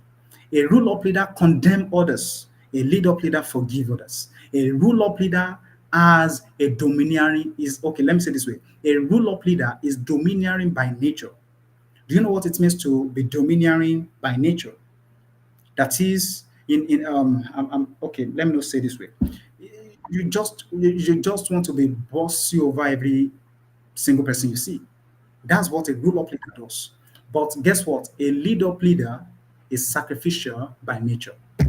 All right, is sacrificial by nature. Understand this. This is a quote by me. I say, leaders don't compete to get to the top. Leaders collaborate and engage to hit the mark of difference. Leaders don't compete to get to the top. Leaders collaborate and engage to hit the mark of difference. I'm going to use my circle as a friend, as an example. Sorry, I have a couple of guys who are leaders, right? I have a couple of guys who are leaders. I have female friends who are leaders, but I'm not jealous of their works. These guys are doing fantastic. These guys are doing amazingly great, but I'm not jealous of whatever it is they're doing. I take pleasure in their work. It's more as if I'm the one doing it because I'm always happy to see them grow. So if you want to understand who a leadpreneur is, you are always delight in seeing people happy, in seeing people being happy. So leaders don't compete to get to the top. Leaders collaborate and engage to hit the mark of difference. That's what leaders do. Now let's talk about the third process. My God. Let's talk about the third process. How leaders perceive by heart than they perceive by looks. How leaders perceive by heart than they perceive by looks. How am I going to talk about leadership tonight without talking about spirituality? How am I going to talk about leadership tonight without talking about revelation? How am I going to talk about leadership tonight without talking about discernment? Understand, I said I deal with a faith-based leadership company. I deal with a faith-based leadership company. So if you want to be a successful and advancing leadpreneur, you must be spiritually nurtured to nurture others. Can I say that again? If you want to be a successful and impactful and advancing leadpreneur, you must learn what it means to be spiritually nurtured so you can be able to nurture people. So understand spirituality. Understand what it means to be spiritual. Understand what it means to pray as a leader. Understand what it means to impact life spiritually as a leader. Understand the meaning of revelation. You cannot lead people outside of the organogram of revelation. You cannot lead people outside of the concept of discernment. And you cannot lead people successfully to their divine destination outside of the concept of spirituality. Take the story of Joseph as an example. Joseph was a man after God. David was a man after God. Abraham was a man after God. David was a man after God. Look at their lives. Jacob was a man after God. Look at their lives. Jeremiah was a man after God. Isaiah was a man after God. Look at their lives. These guys followed God. They followed God through the process. Why? Because they are leaders. Why? Because they want to change the nation. And God didn't see anyone to talk to. He had to choose Isaiah. He gave revelations to Isaiah. He talked to Isaiah about things going on. He talked to Isaiah about what will happen in the next 10, 20 years. In the next generation, God himself made these people their friends. So you must understand what it means to be spiritual if you want to lead people to their divine destination. Look at the life of Moses when God called Moses. God delivered the people of Israel out of Egypt. It takes God to shake your heart, to know where you are with him, to know where you stand with him as a leader. So leadership is not something you do for fun. You must be sacrificial as a leader. Take sacrifices. Like what Kepler said, you must be bold as a leader. Be confident in what you've been called to do. I am confident about my calling. Is why I said I am a custodian by definition. I am a custodian by definition. I am not just the dying individual you see on the screen. I am a custodian by definition. I know what I'm called to do. I know where I am positioned. I know what God has designed for me to become. So you must understand what it means to work with God. You must understand what it means to be spiritually discerning as a leader. Leadpreneurs lead better not when they speak, but when drastic steps are taken. As a leadpreneur, if you want to become an influential leadpreneur, you understand that it's not just about talking. I said the other time, I think before we started the first process, the second segment of this session, I said you must learn what it means to do what? To walk the thoughts. What you think, take initiative, be creative about it, implement them, and get to work. Stop thinking, overthinking, enough is solve problem. This is my second time saying that. Overthinking cannot solve your problem as a leader. Overthinking cannot solve the problem of your team as a leader. Overthinking cannot solve the problem of your family as a leader. If you want your siblings to see the spirit of leadership in you, you've got to take initiative. You've got to take a drastic step, drastic measures to distinguish yourself amongst others. A great leader is a transparent leader. A great leader is a transparent leader. Every great leaders I know are transparent. What does it mean to be transparent? That's the question you're asking yourself. What does it mean to be transparent? Being transparent as a leader simply means you share your heart desires with the people. You tell them your vision. You tell them your goals. You tell them this is what you want to accomplish. This is what we want to accomplish. This is what we need to get done. That is how you become a successful and impactful and a leading leadpreneur. All right. A great leader is a transparent leader. Understand that leadpreneurs who observe in the spirit leads by divine guidance. Leaders who observe in the spirit leads by divine guidance. If you want to become an advancing leadpreneur, you must learn what it means to observe in the spirit. Be discerning. That's what I'm talking about. Be discerning. You can't be at every party every Saturday. Why? What are you doing there? You have to give yourself some sense, man. You can't be at all parties. It's impossible. Define where you belong. You can't be everywhere. Sure, sure, sure, sure, sure. Tomorrow you are here. Yesterday, calm down. Leader, you must know where to be. You must know where you belong. You can't be everywhere, roaming around the street like every other person. Define your state of being as a leader. Don't just be like every other person. Don't think like them. Don't say like them. Don't talk like the way they talk. Define your statements as a leader. Let everything that pours out of you be salted. Let your words be salted. Let your heart be salted. Let your brain be salted. Let your thought be salted. Out of the abundance of the heart, the mouth speaks. So whatever you say is what you are full of. That's what it means. Leaders who are discerning leads better. Discerning leads better. Let me say that again. Leaders who are discerning leads better. Now, I'm going to give us an assignment. Go read the book of First Corinthians chapter 12, verse 7 to 11. All right? Talks about spiritual gifts.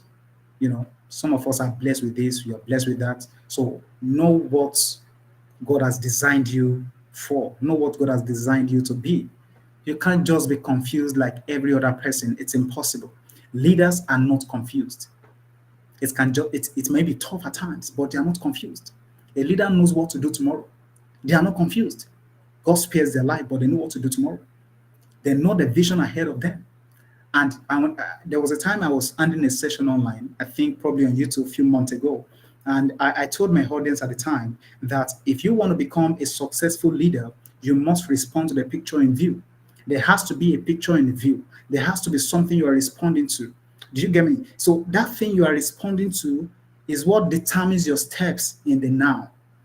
That vision you are responding to is what determines your steps in the now. That vision you are responding to is what determines your actions in the now. That vision you are responding to is what defines your relationship in the now. That vision you are responding to, the picture you are responding to, is what defines your mentors in the now. That vision you are responding to is what defines your mentees in the now. So you must learn what it means to take initiative as a leader or as a leadpreneur. My next slides. Now, this is what I do as a custodian. This is my business card. In case you need my help, you can call me for consultation. I'm a leadership consultant and also a custodian by definition.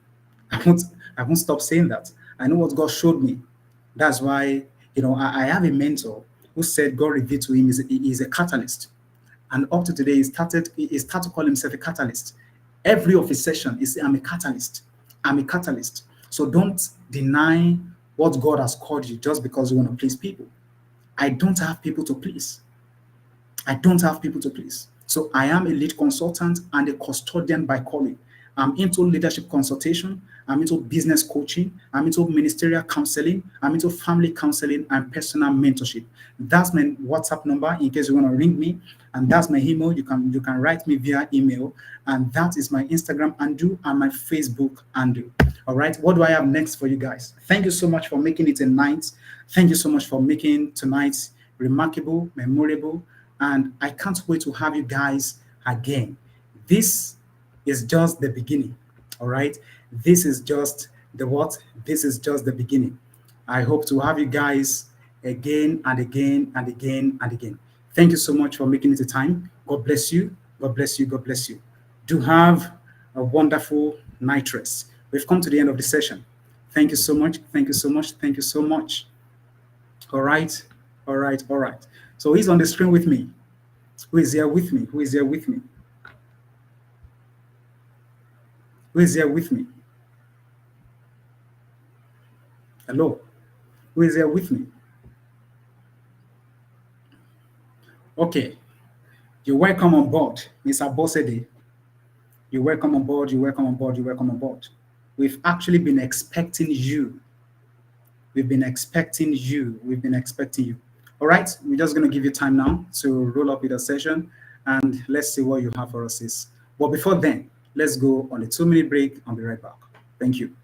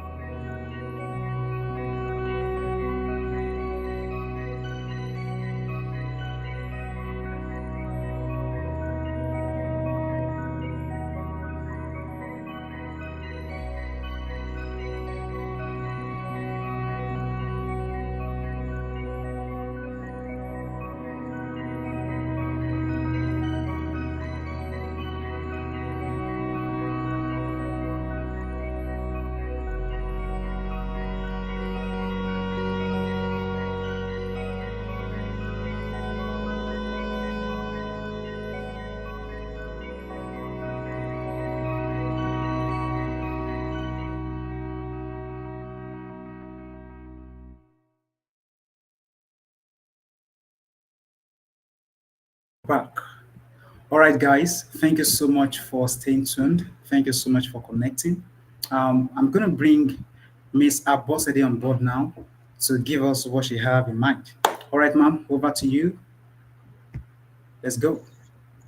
All right, thank you so much. I'm sorry for coming in late. The network has not been really nice to me, but it's nice to be here. So we'll go directly into the today's business. So I'm going to speak on the ability to think and to see beyond the norms of your environment, beyond the limitations set in your environment. So what are the limitations set in your environment? We all know what we experience these days. There's this kind of expectation that has been drafted and has been attached to our lives as we grow up in our individual environment. You see people's expectations of you, how they want you to grow, what they expect you to become, how they want you to continue, those kind of things. So those are the things that we'll be looking into tonight. The ability to think and to see beyond the limits in your environment. The ability to think and see. So there are two significant words that I want you to pay attention to. Think, see. This word works and works together. However, one has to come before the other. So basically, the Bible says that as a man thinks in his heart, so is he. So conception has to come before vision. Conception has to come before vision. What is conception? Conception is acceptance or opening to. So what I mean by that is what you what you are open to is what you can bear the vision of. What you allow your mind to feed on, to go to check into, that is what you can bear the vision. Are we together? So in leadership or as a leader or as an aspiring leader, before you can traverse in the level of potency and excellence that nobody has ever attained, then you have to properly set your mindset. Before you can traverse in the journey of potency that no one has ever attained, then you have to properly set your mind. So if you're planning to reach any level in life, you have a vision drafted out. You already have aspiration, what you want to become, what you want to achieve in life. Before you can achieve those things, the first thing to do is to ask yourself, is this possible? If your mind tells you it is impossible, then trust me, it will never be possible. That is the work of mindset. The think in that topic that we are treating today, the think can also be referred to as mindset. It is a powerful tool. It is a powerful tool because 99% of the thoughts that runs through your mind is controlled by the state of your mind, which is your mentality. Before a man can bear a vision, work on it, pursue it, it will always be traced to the person's mentality, because the state of your mentality will determine how far you can go. The state of your mentality will determine how far you can go. If you are the type that you feel relaxed, you accept anything that is said of you, anything your community or your people say, this is what you're going to become, you accept it. This is what I want you to do, you accept it. This is the limit in your ability, you accept it. This is the least thing you could ever do, or the max, then you accept. If you are that kind of person, it will be really difficult and hard for you to thrive. So I'm advising you, let me say, I'm passing the message to you and I want you to hold it there. If you want to go higher, you want to really try, like you want to go beyond the limit set in your environment, perhaps your background, then you have to tell it to yourself always that everything is possible. Because I'm that kind of person that I have one belief and I have been holding it for a very long time. I believe that there is nothing impossible and there is nothing that cannot happen. Yes, there is nothing that is impossible and there is nothing that cannot happen. Look at it. You look at yourself as a normal human being, your height, your stature, and everything. Then you look again, you see a dwarf. How would it come to your mind to, you will feel bothered. How did God come about creating a man like you? Then think of creating a dwarf. If God could do that, that is to tell you that there is nothing impossible. When you hear them saying it has never happened before, it will never happen, that is because you have not gotten to where it's occurring. That is because you have not gotten to where it's occurring. There is nothing impossible and anything can happen. So if you are the type that believes some things are impossible, then without doubt and stress, you've already set a limitation for yourself. Yes, and it is dangerous. There's something we call self-laid barriers. Self-laid barriers. So if you are the type that believe that it can't be possible, then you have set for it. That is more dangerous. The issue of environmental limitation, that one is not even an issue. The issue lies with you. The main issue lies with you. If you look at yourself and think you will never achieve something, then trust me, you will never. No matter the amount of push or encouragement given to you by people around you, no matter the amount of push and encouragement, the morals given to you by people, if you already told yourself that no, this thing can never be possible, trust me, it will never be possible. But when you tell yourself, I will do this, it will be possible, and I will come out successful, even if everyone around you think you are not making sense, they'll come back and see the sense in your nonsense. So the first thing you should do is to properly set your mentality. Let's look at Jacob, Joshua and Caleb as an example. Everyone sees the impossibility, and we are not going to overcome because they are more than us. They have armed, but they came back and told them that we will fight, although they are more than us, but we will fight and overcome. That is the kind of mindset that you have to set for yourself. Your mind and your sight works together.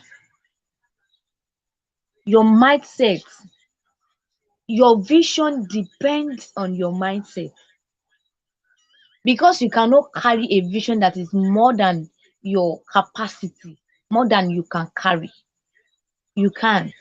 This is why you have to position yourself properly for the things ahead.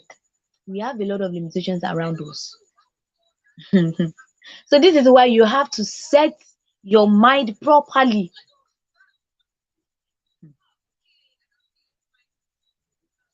I will take us to the book of Genesis, our father Abraham as an example. That man is a great, I do look at his lifestyle and I do learn a lot from him. If you're talking about mindset, belief is number one. Is the father of faith. Is the father of faith. Before God could call Abraham to come outside and to look at the sky, Father Abraham has trained himself to believe at every point to early length. That was why when God told him to look, he could see far enough to satisfy his faith. He could see far enough to satisfy his faith. So if you don't have the belief, right, to overcome the limit in your environment will be very, very difficult. Therefore, if you really want to go far, properly set your mindset. I want you to get hold of that. Because the level of the positivity your mind releases determines the intensity and the wideness of your vision. The level of positivity your mind releases will determine the intensity and the wideness of your vision. I will take Mr. Daini as an example. When he was about to start this leadpreneur, if he had conceived a doubting mind and be like, how would this be possible? Because I could remember I raised a challenges that this thing, our people, this and that. He said, no, we are not organizing it for those kind of people. He already have a targeted audience and he's not shaking. He has this faith that yes, I have my audience and they are going to come. The program is going to be successful. If it's that kind of person that easily gets moved, I'm afraid this might not have been happening today. So you have to set your mentality straight, strong, and firm. I will state this again. The level of the positivity your mind releases determines determines if your vision is going to stand, if it's pursuable or not. So if you want to do well and better, then your environment is tagged. You must reshape your mentality. If you really want to do well, then your mentality, then your environment is tagged, then you really have to work on your mentality. So we are going to be going into the problems that we have in our environment today. So I will start with those of us that lives in an environment where we can't call a rural area or an urban area. It's just in between. You know, if you are the type that grows up in an environment where education is not really valuable, it's not really cherished, it will be really difficult for you to come out the way you want. In my hometown, even if you have HND, BXC, in fact, have your degree, have your doctorate degree, if you should stay more than 2 weeks in my hometown, you do get to experience some kind of change in your habit, in your tongue, that you would have to struggle before you could speak well. People believe that people from my hometown, they can't speak well. They believe that when it comes to English or Yoruba speaking, it is not our thing. But when you're growing, you have to tell yourself, although these people believe that English and Yoruba it's a no-go area for us, you have to build yourself to that extent that you will tell yourself, I want to make a change. When I was in school, before I tell people I am from Ondo State, they would have started suggesting I am from Oyo or Oshu because of the way I speak. And to me, if I'm speaking and I'm listening to myself, I will know that I sound like, I sound, how will I put it, locally. I will like, I sound like my people. But to people listening to me, so then I begin to tell myself, my dear, you are not sounding local. So you should be proud of yourself. Because I started learning the tongue when I was in secondary school. I started learning the tongue. I told my sister would tell me, stop speaking this your dialect at all. You should start practicing this English language so that when you get to school, you don't go and start speaking Idore English. So that was how I started. Even though it wasn't all correct, but when I make a mistake, someone was there to correct me. and I was ready to listen to correction.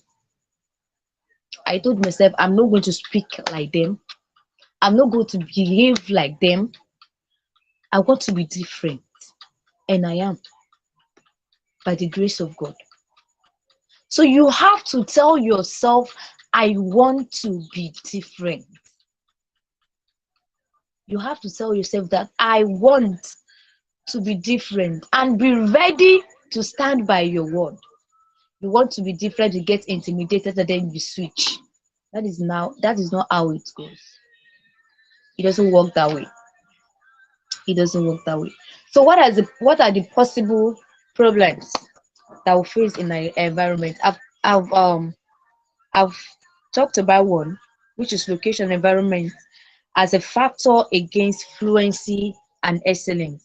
Your location or environment as a factor against fluency and excellence.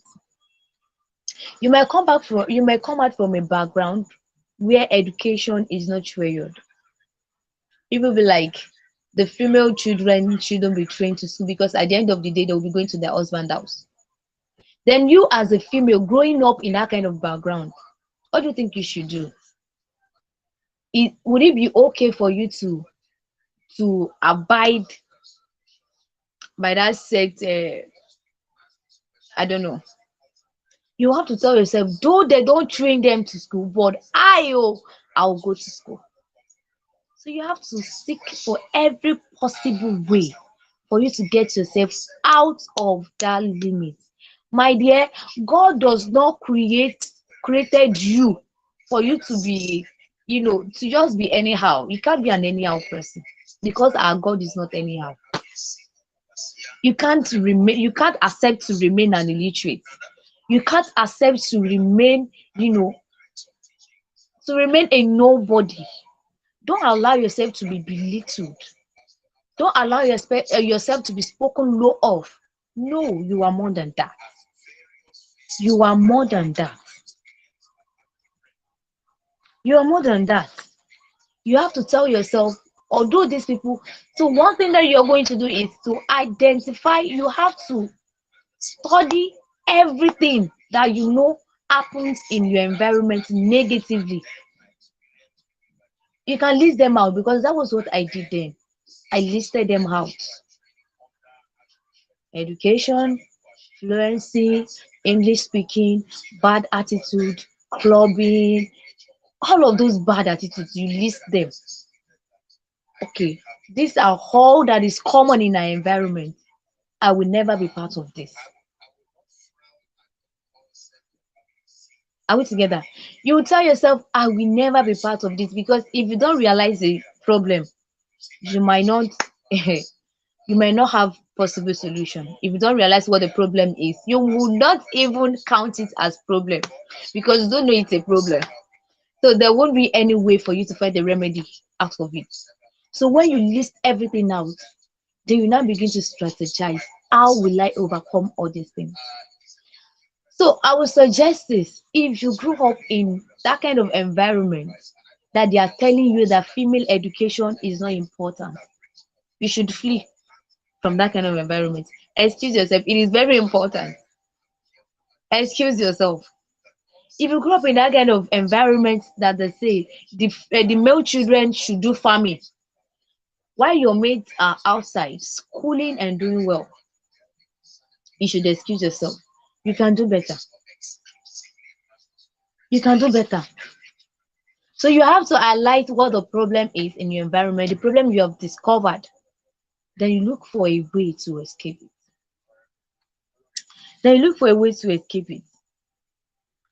If we are to look at, then I want you to realize this: your background or your environment has nothing to do with your destiny. I want you to realize this. It is okay for you to come out of a background that they already have their way of life. They already have their norms. In that house, when their female children is 18 years, they marry them off.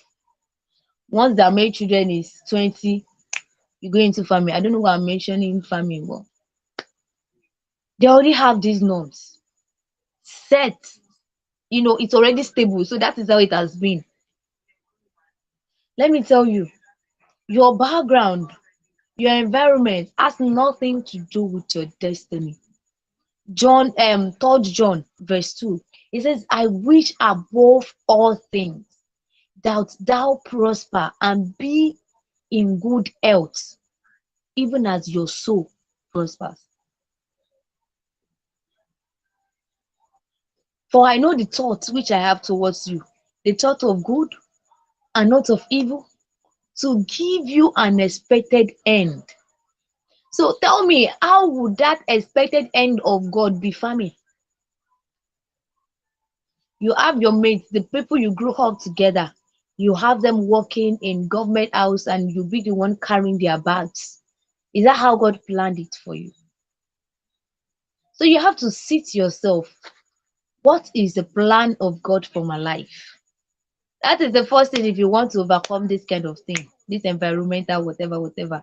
You have to ask yourself, what is the plan of God for my life? If the plan of God for your life is bright future, and you are setting down for, you are settling for farming, begging, hawking, I don't know what. You think God would be happy? He won't. Sincerely speaking, he won't. You have to know the plan of God. See, God wants his people to flourish. He wants his children to flourish. The blessings that God casted upon Abraham, that God gave upon Abraham, he said he would bless him, bless his children, bless his land. Even his plants will flourish. The living thing in his house receive the blessings of God. We are the seed of Abraham. Why are you settling for less?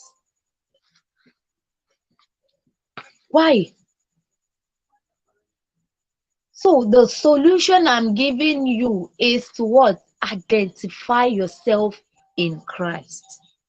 Please. It is very, very important. You have to identify yourself in Christ.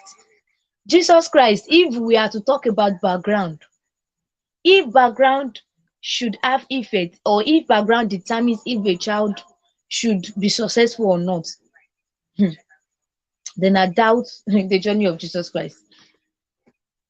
Look at him. He was conceived and birthed by a woman that no jobs or work was recorded about her. She doesn't have a particular work or job that she does.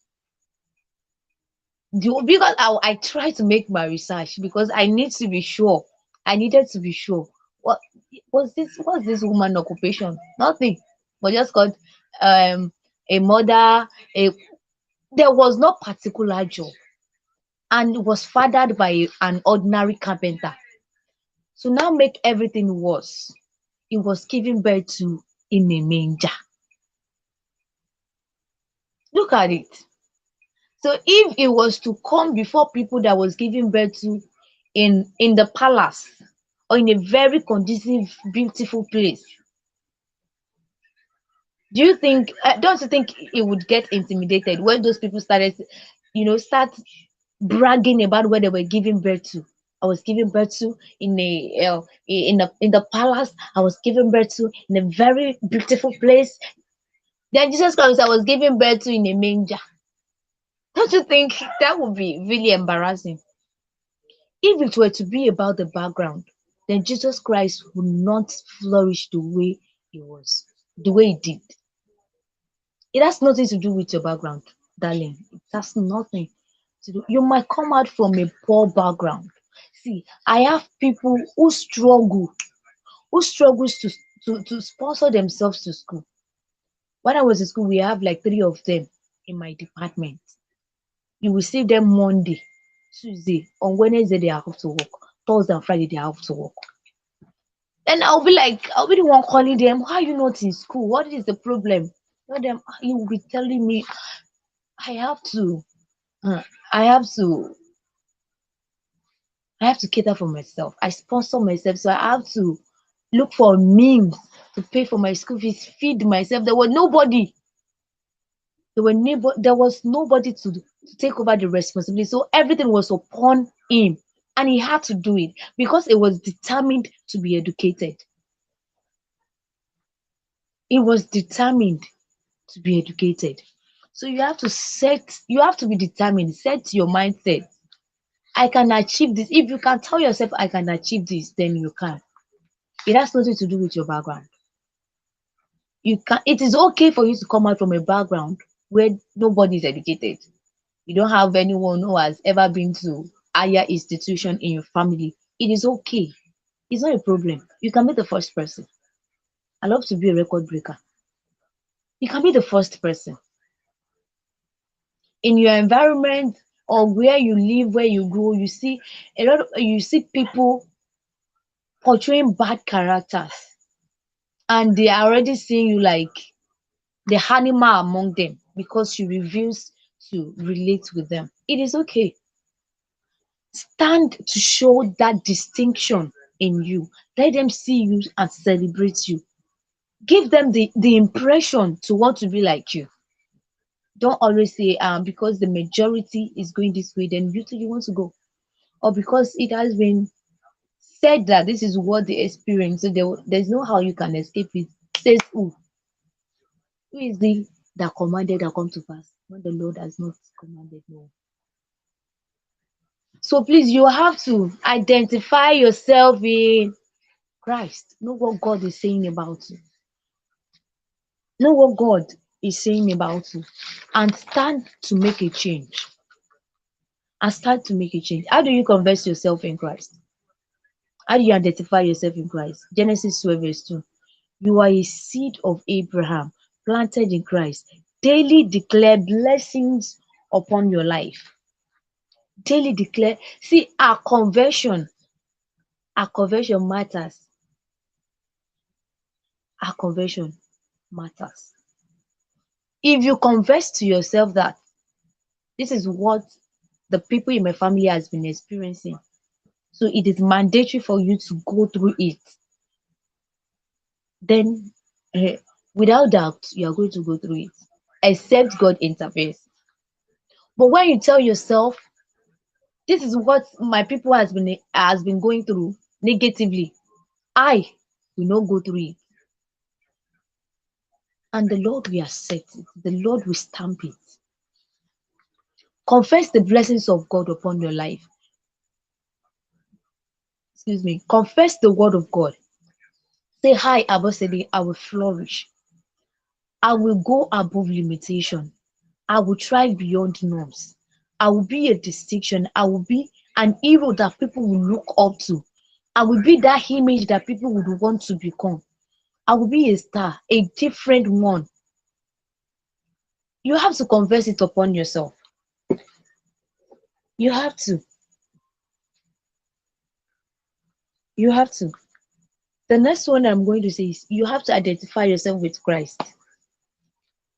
Because sometimes this issue of cultural norms or environmental norms, some of them does not come easily. Perhaps they come spiritually. Because you begin to imagine why in a lineage, almost all of them has never made it to 40, or has never made it to a higher institution, or has never made it out of their hometown. I think it's normal. I think it's normal. It's not. It's not normal. You have to identify yourself with Christ. That I am of the Lord. I will flourish. I will excel. Because I mean, if the Bible, Psalms 34, verse 10, it says that they that wait upon the Lord. Only it says that even if the lions, the children of the lions, they lack, but they that wait upon the Lord shall not lack any good thing. No. For me, I need to Psalms 34, verse 10, please. If you're there, you can open it. Psalm 34, Verse 10. It says, the young lions do lack and suffer hunger, but they that seek the Lord shall not want any good thing. When you identify yourself with the Lord, this is what you stand to gain. This is what you stand to gain. So the next thing, after identifying yourself with the Lord, confessing that yes, you're going to go beyond these norms, which is absolutely not good for you. Then the next thing for you to do is to get knowledge. I'll be talking biblically now. So let's go out. You need to get knowledge. It is not enough to converse yourself or identify yourself with Christ. You can't be indoor and be like, I am a child of God. I will flourish. I will try. I will try. No, you have to get knowledge. Hmm. You have to get knowledge. Go and learn. You have to go and learn. If you are, well, it's okay if you don't have, there are people who does not have access to education due to where they grew up.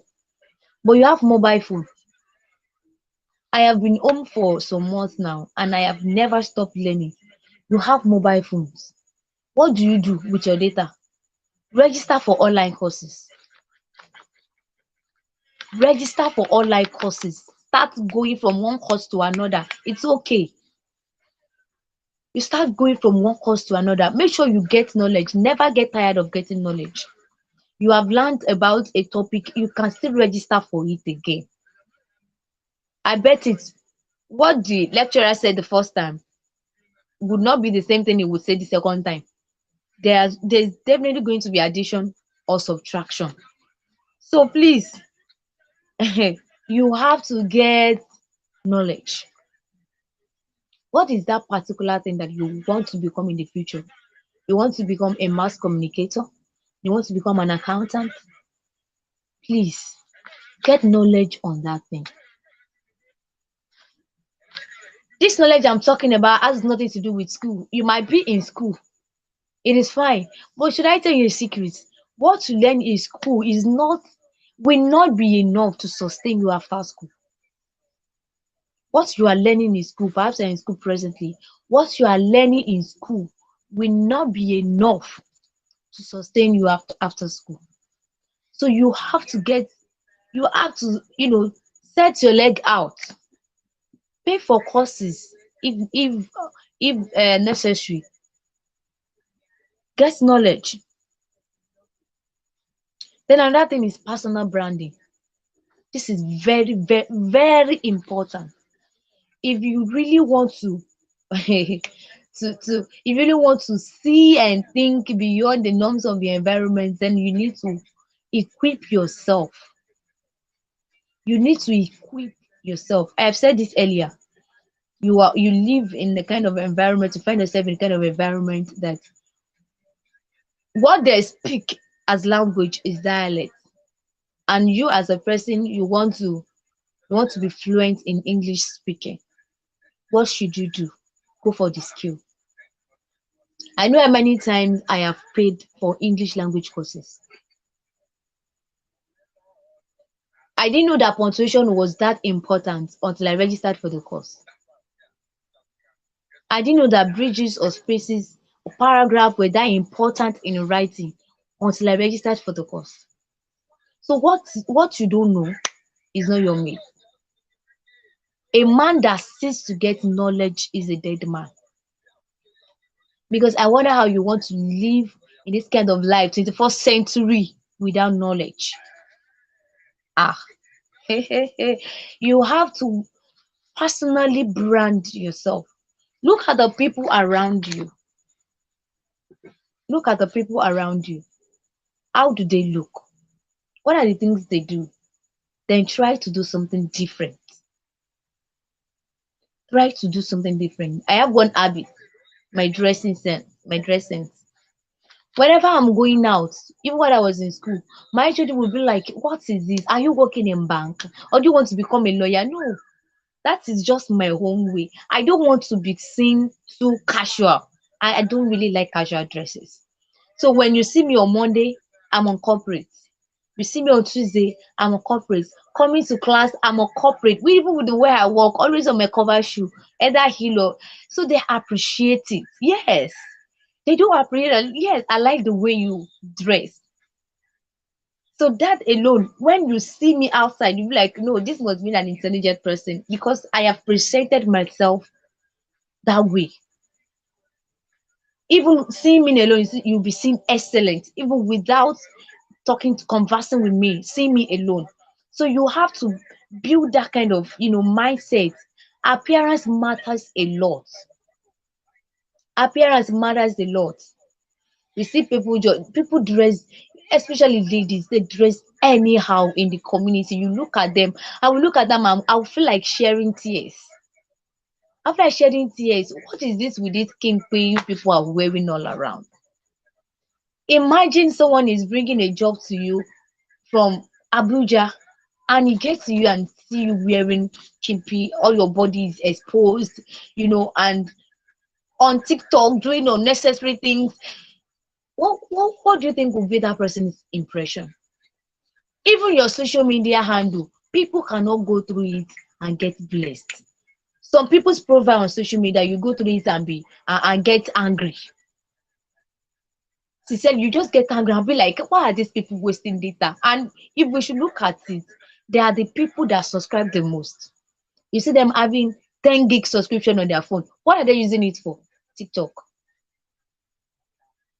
You have to personally, equip yourself. Make yourself full of excellence. When people see you, even before you speak to them or before you educate them on anything, they're already seeing excellence. In fact, they're already getting inspired.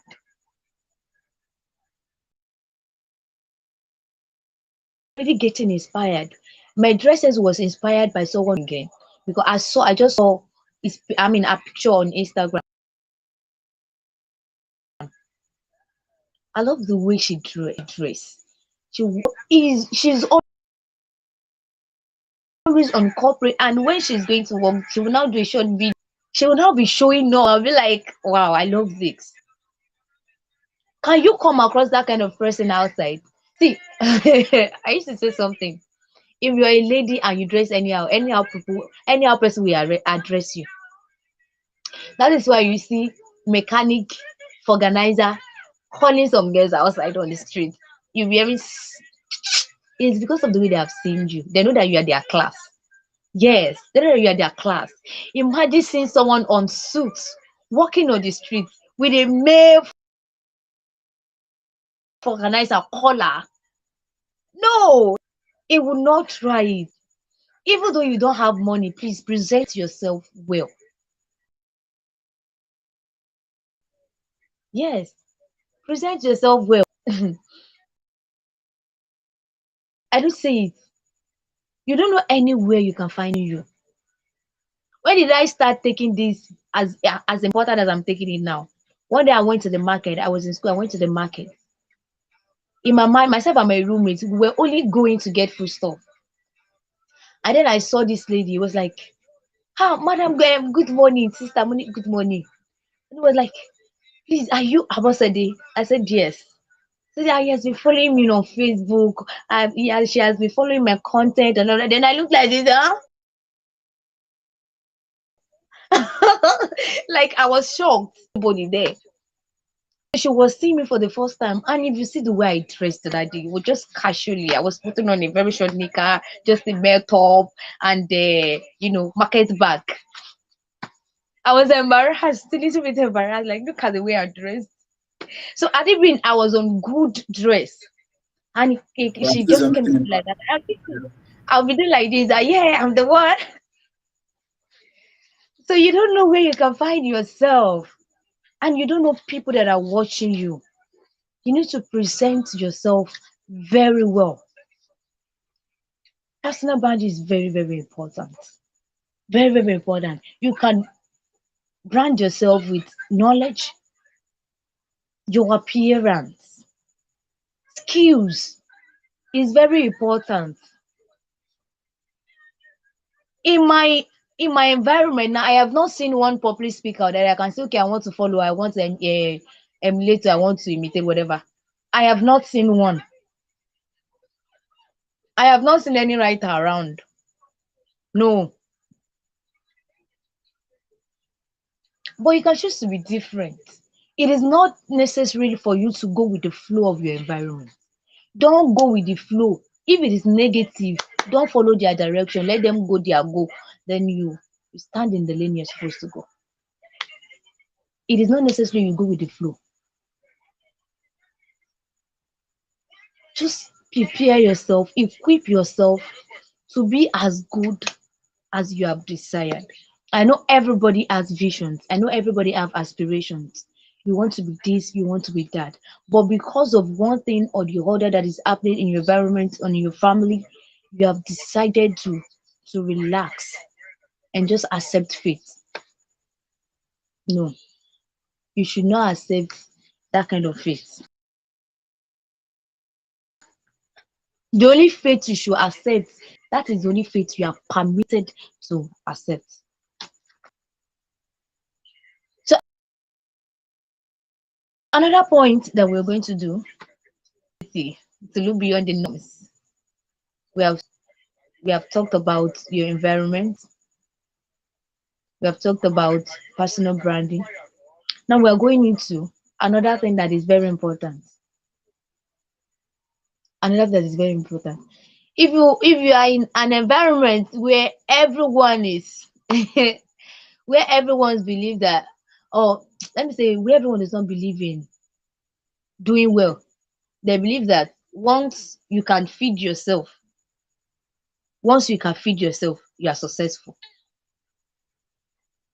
So their dreams, their pursuit every day is to just put a food on their table. Once their stomach is filled up, wow, they are responsible people.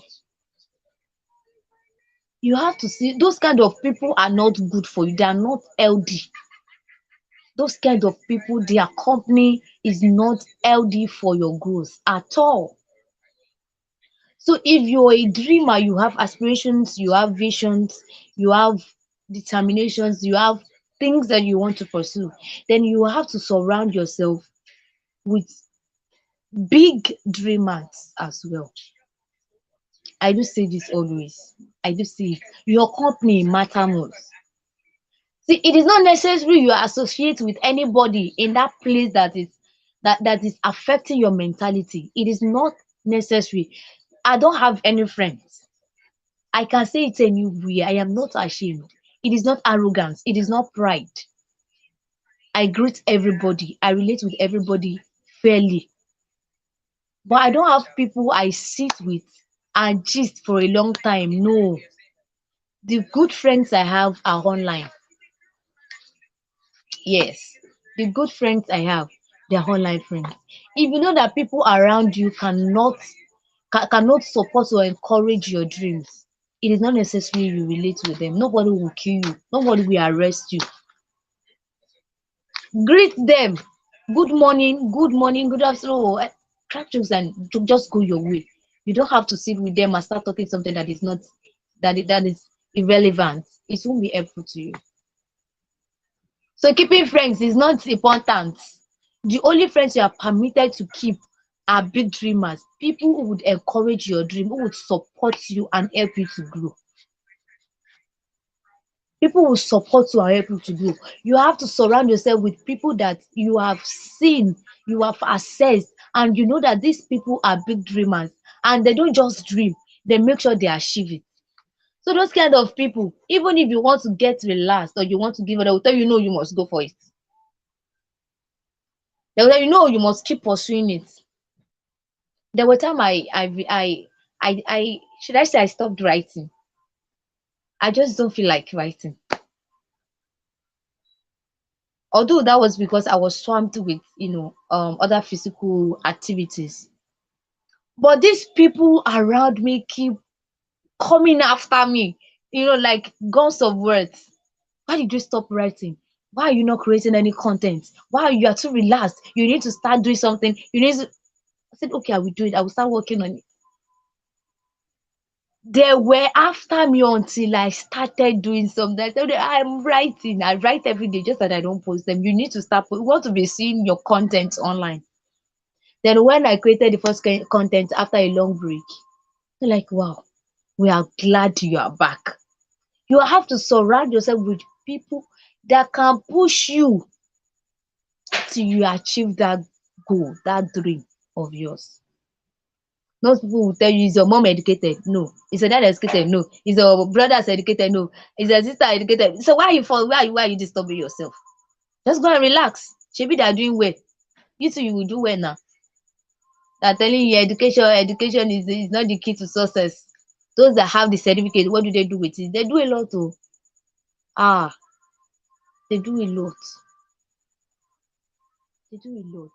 Surround yourself with people that can help you grow. Surround yourself with people that can help you grow.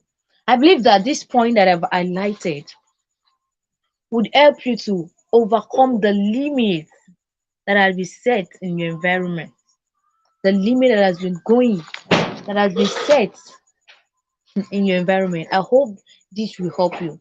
So the number one, we talked about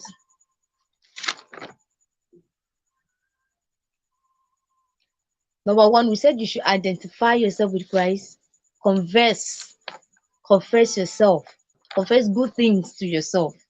Tell yourself you're good, tell yourself you're fit enough, tell yourself you can do it. Once again, I will repeat this.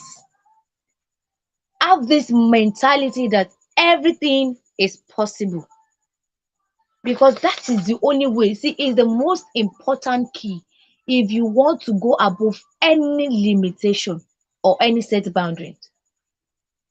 Tell yourself it is impossible.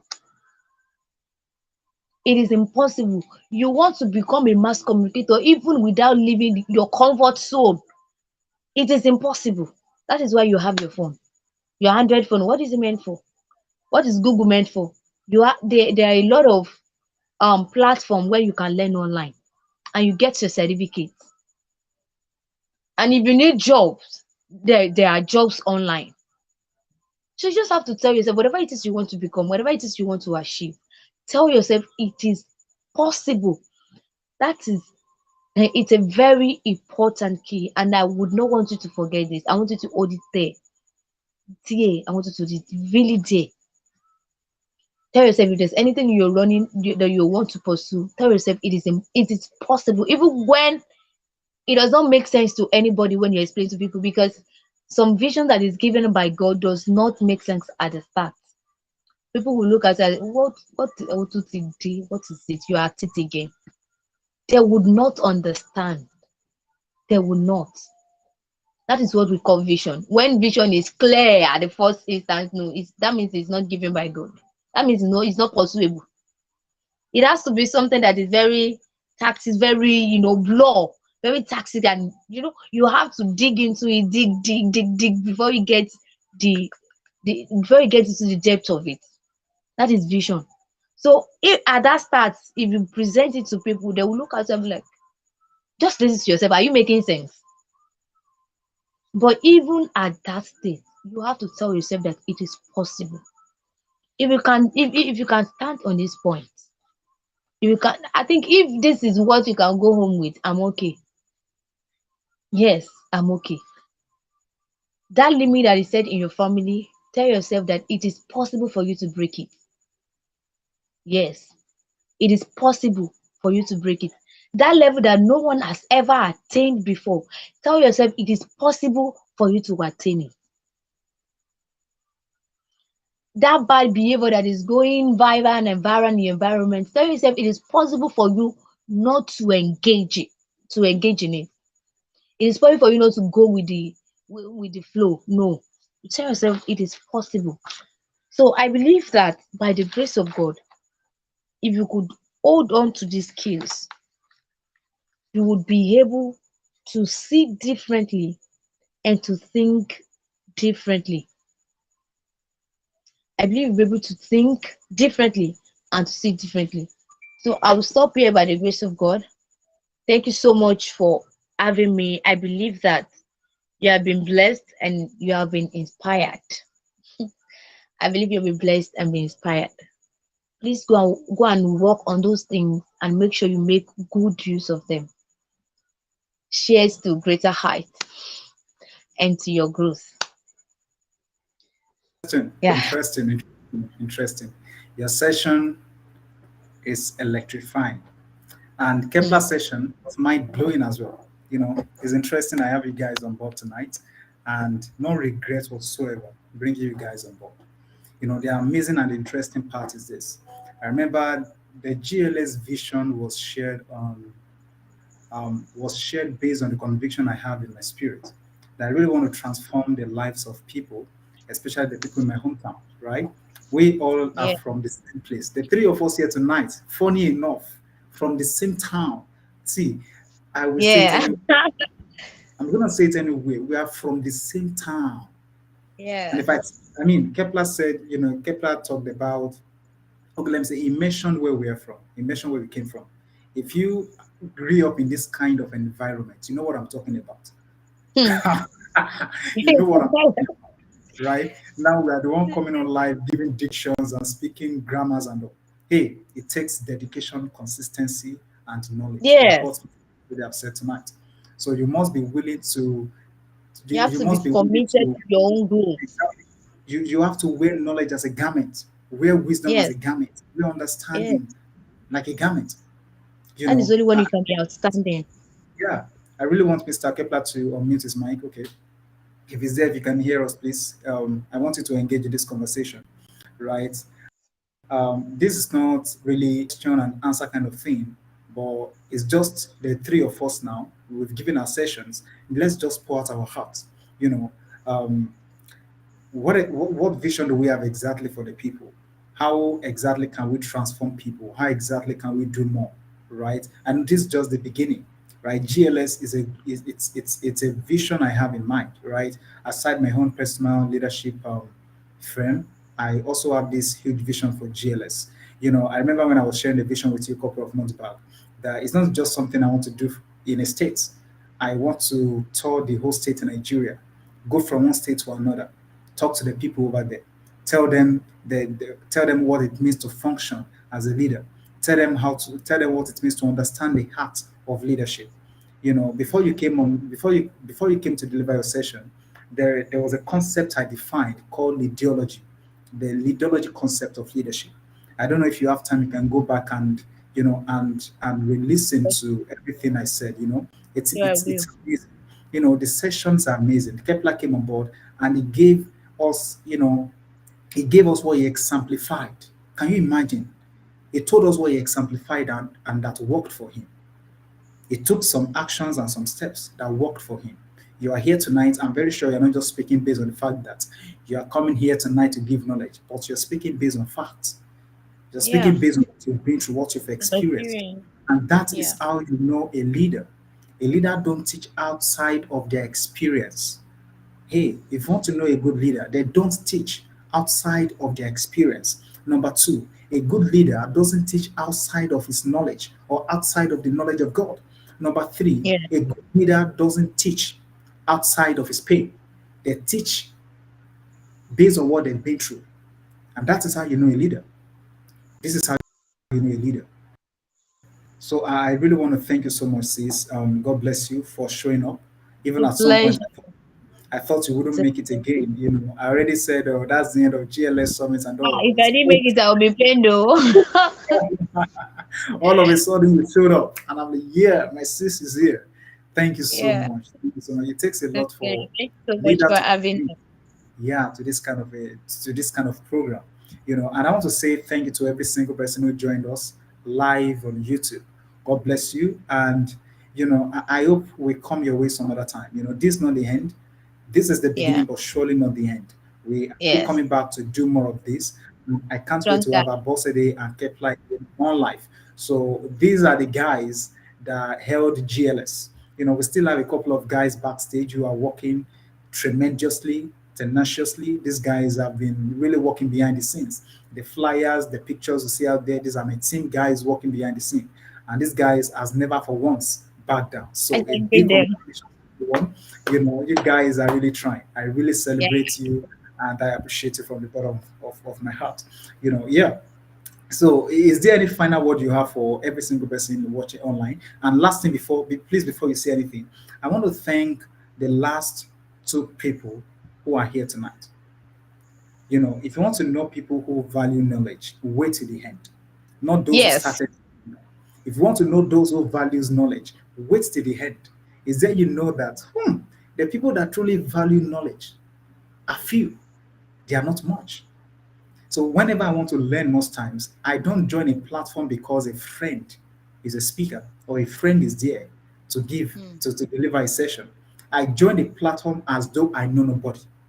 I joined the platform as though I'm just here to listen to amazing people, you know. So I want to congratulate the last few people who waited to the end. Thank you so much for your courage. Thank you so much for your boldness. And thank you so much for learning from the things we've delivered tonight. So, Mr. Bossett, is there any final word you have for the people? Any final word you have for me, an encouragement for me? Because I need motivation as I did. So any motivation or encouragement? You yourself, your motivation. So, well, even motivators sometimes need motivation. That's right. Yeah. So for you, I want to tell you, I want to commend you for the good work you've been doing. Putting in Thank you. your best to ensure that Thank you you. groom to become the best version of themselves. In fact, Thank you. you're just like you're really a Christ like, because only Thank you. Christ will go any length to make sure that people are fine and they have the best thing ever. So I want to Thank you. commend you for your efforts. And I'm telling you that this is the beginning. Yep. GLS is coming live. We're going to have Yep. physical Amen. program, and it's going to be a blast. It's gonna be a Yes, blast. the help will come when the help will definitely Oh come. yeah. Yes, and it's going to be a wonderful one. The one in Yes. town. It's the one in town. Yes.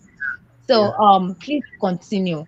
Don't be Thank you. discouraged. So it will get to a point you feel like these people you are doing this for, do they really worth it? Yeah. Because they'll be showing this kind of I don't care attitude. Hmm. You call for a program and you will see people not turning up, Yeah. and you see people not turning up. You might be expecting like 50 people and you would see like 20 or 15. At that point you will feel Yeah. discouraged because your expectation wasn't met. But Yeah. Sure. yes, it might still happen. So that's why I want to use this medium to tell you that you should never allow yourself to get discouraged. Things may not turn out the way you want it, exactly the way you want it. But trust me, God has a way of working things out. When things happen, I have this attitude. I believe that that is how God wants it. Although sometimes we don't have to settle for that kind of, you have to Yes. know God must not be like this. Yes. Yeah. But most of the times, God has a way of working things out. The way of God is not our ways. So you should Hmm. never be discouraged. Be ready. Do more. In fact, if you have the opportunity to groom people for free, do it. Let them learn from your zone of knowledge, from your well of knowledge. Allow them to drink from it. If they won't pray for you, Yeah. they will just appreciate you. Even God, the reward, it will definitely reward you. And to everyone out there, I will say this before I go. There is this saying that opportunity come but once. There are some opportunity that you have to be the one that will go for it. Hmm. There are some doors of opportunity you have to, in fact, they will not want to open self. You have to forcefully open it that no, I am grabbing this opportunity.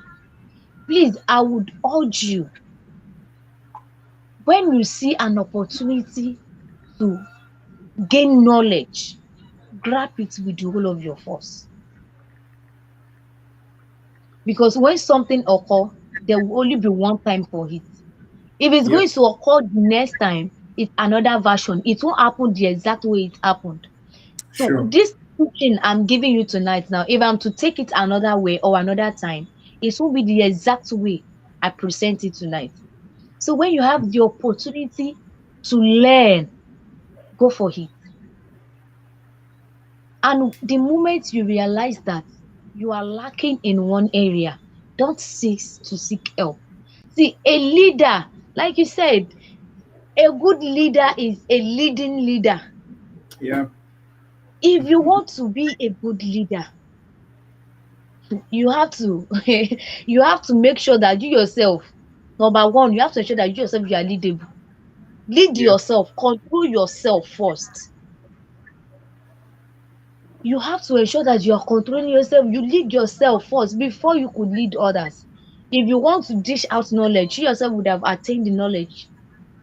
You would have acquired it, because you can't give out what you do not have. If at a point you discover that you are lacking at any area, a leader is never shy to seek for help. If you are the type that you find it difficult to seek for help when you need it, especially when you really need it, then I'm afraid. If you are the type that you find it difficult to listen to advice, if you are that type, work on yourself now. Because as a good leader, you must be open to every suggestions, every instruction, every Mhm. advice. You must Yep. be open. It is left to you to make use of those you feel it is necessary, but you must be open to all. Be free to everybody. Allow them to advise you, to correct you on anything at any point. Be open. Yep. So please, when you have the opportunity to learn, go for it. And when you discover that you are learning, you are lacking at any point, don't hesitate to seek for help. Go for the knowledge. Make sure if it requires you to get trained, go for it, because it will be helpful. Only a knowledgeable person can lead properly, Mm. or can lead people to a successful Mm. destination. Mm. Yeah, Interesting. only if Interesting. you have the knowledge. Yes, only people who have knowledge can lead people well, can lead people. So you are go for knowledge at any point. Never get tired. Never get tired. So that is my word for you. And I pray that that place of glory which we are pursuing will get there in Jesus' name. Amen. Amen. Amen. Amen. Oof, that's amazing. I remember when you started the session, I actually did not introduce you to the people. I didn't even read your bio because of time actually. So I think I'm just going to take my time to do that now, and we call Okay. it. All right. So that's our boss today, ladies and gentlemen, who just ended our session, and she tried as much as possible to also give you a little form of advice you probably can make use of that would help you become better, that would help you become the desired person God has designed you to be. So, who is Abosede Akinitoyo? Who is Abosede? Abosede is a dynamic young entrepreneur and a passionate advocate for independence. With a focus on millenary writing and graphics design, she is a prolific Christian writer, writing coach, and spoken word artist. Abosede is the founder of Awakening Global Leaders Institute, shaping leaders and a visionary behind Awakening World, a youth gathering on WhatsApp and Facebook. For unwavering commitment to empowering youth, to empowering young minds, particularly females, is evident in her dedication to sharing insight on self-discovery and personal branding. Abosede is resilient, optimistic, and has authored two fiction books, My Spec and Against Death. Available on seller. Above all, she is a zealous daughter of Zion dedicated to spreading the gospel of Christ. You're actually going to, you actually may witness on that as well. You know, when she started her session, she started based on biblical facts and exegesis. You know that this is a devoted Christian, just like the rest of us, who has given our word tonight. Okay, I want to say thank you to every one of you who joined us, and don't forget, it's all about GLS. And a very big thanks to Kepler, who came on board and gave us a little bit, who took us through his story how he was able to fight through all odds and become the person God has designed him to be. It's still a journey. We are still on the journey. We haven't gotten there yet. This is just the starting point. Thank you so much to the speakers. And thank you for making it a night. Global Leadpreneur Summit was a blast. And what do we do as as a body? We mentor people, we empower people, and we network people. That's what lead, that's what Global Leadpreneur Summit is all about. And this is not our last. This will be our last. Might be our first, but it's not our last. Basically, we still have more on ground to deal with. Thank you so much, guys, for making it tonight, and I don't take your time for granted. Thank you, Mr. Bossede, for making it tonight. And a big thanks to Kepler wherever he is as well.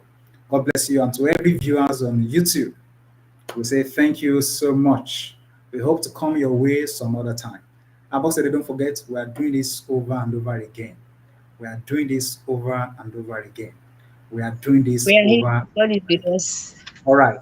And a big thanks to the team guys, those behind the scene, those working behind the scene. You're not seeing them on the screen. These guys are the one pushing us. So thanks Really. to them as well. These guys are trying. So God bless you. Do have a wonderful night rest. All right, Boss All Ade, right. thank you so much for coming. I appreciate. You're Thank welcome. you. Bye. Yeah. Bye. Good night, everyone. Have a wonderful night rest.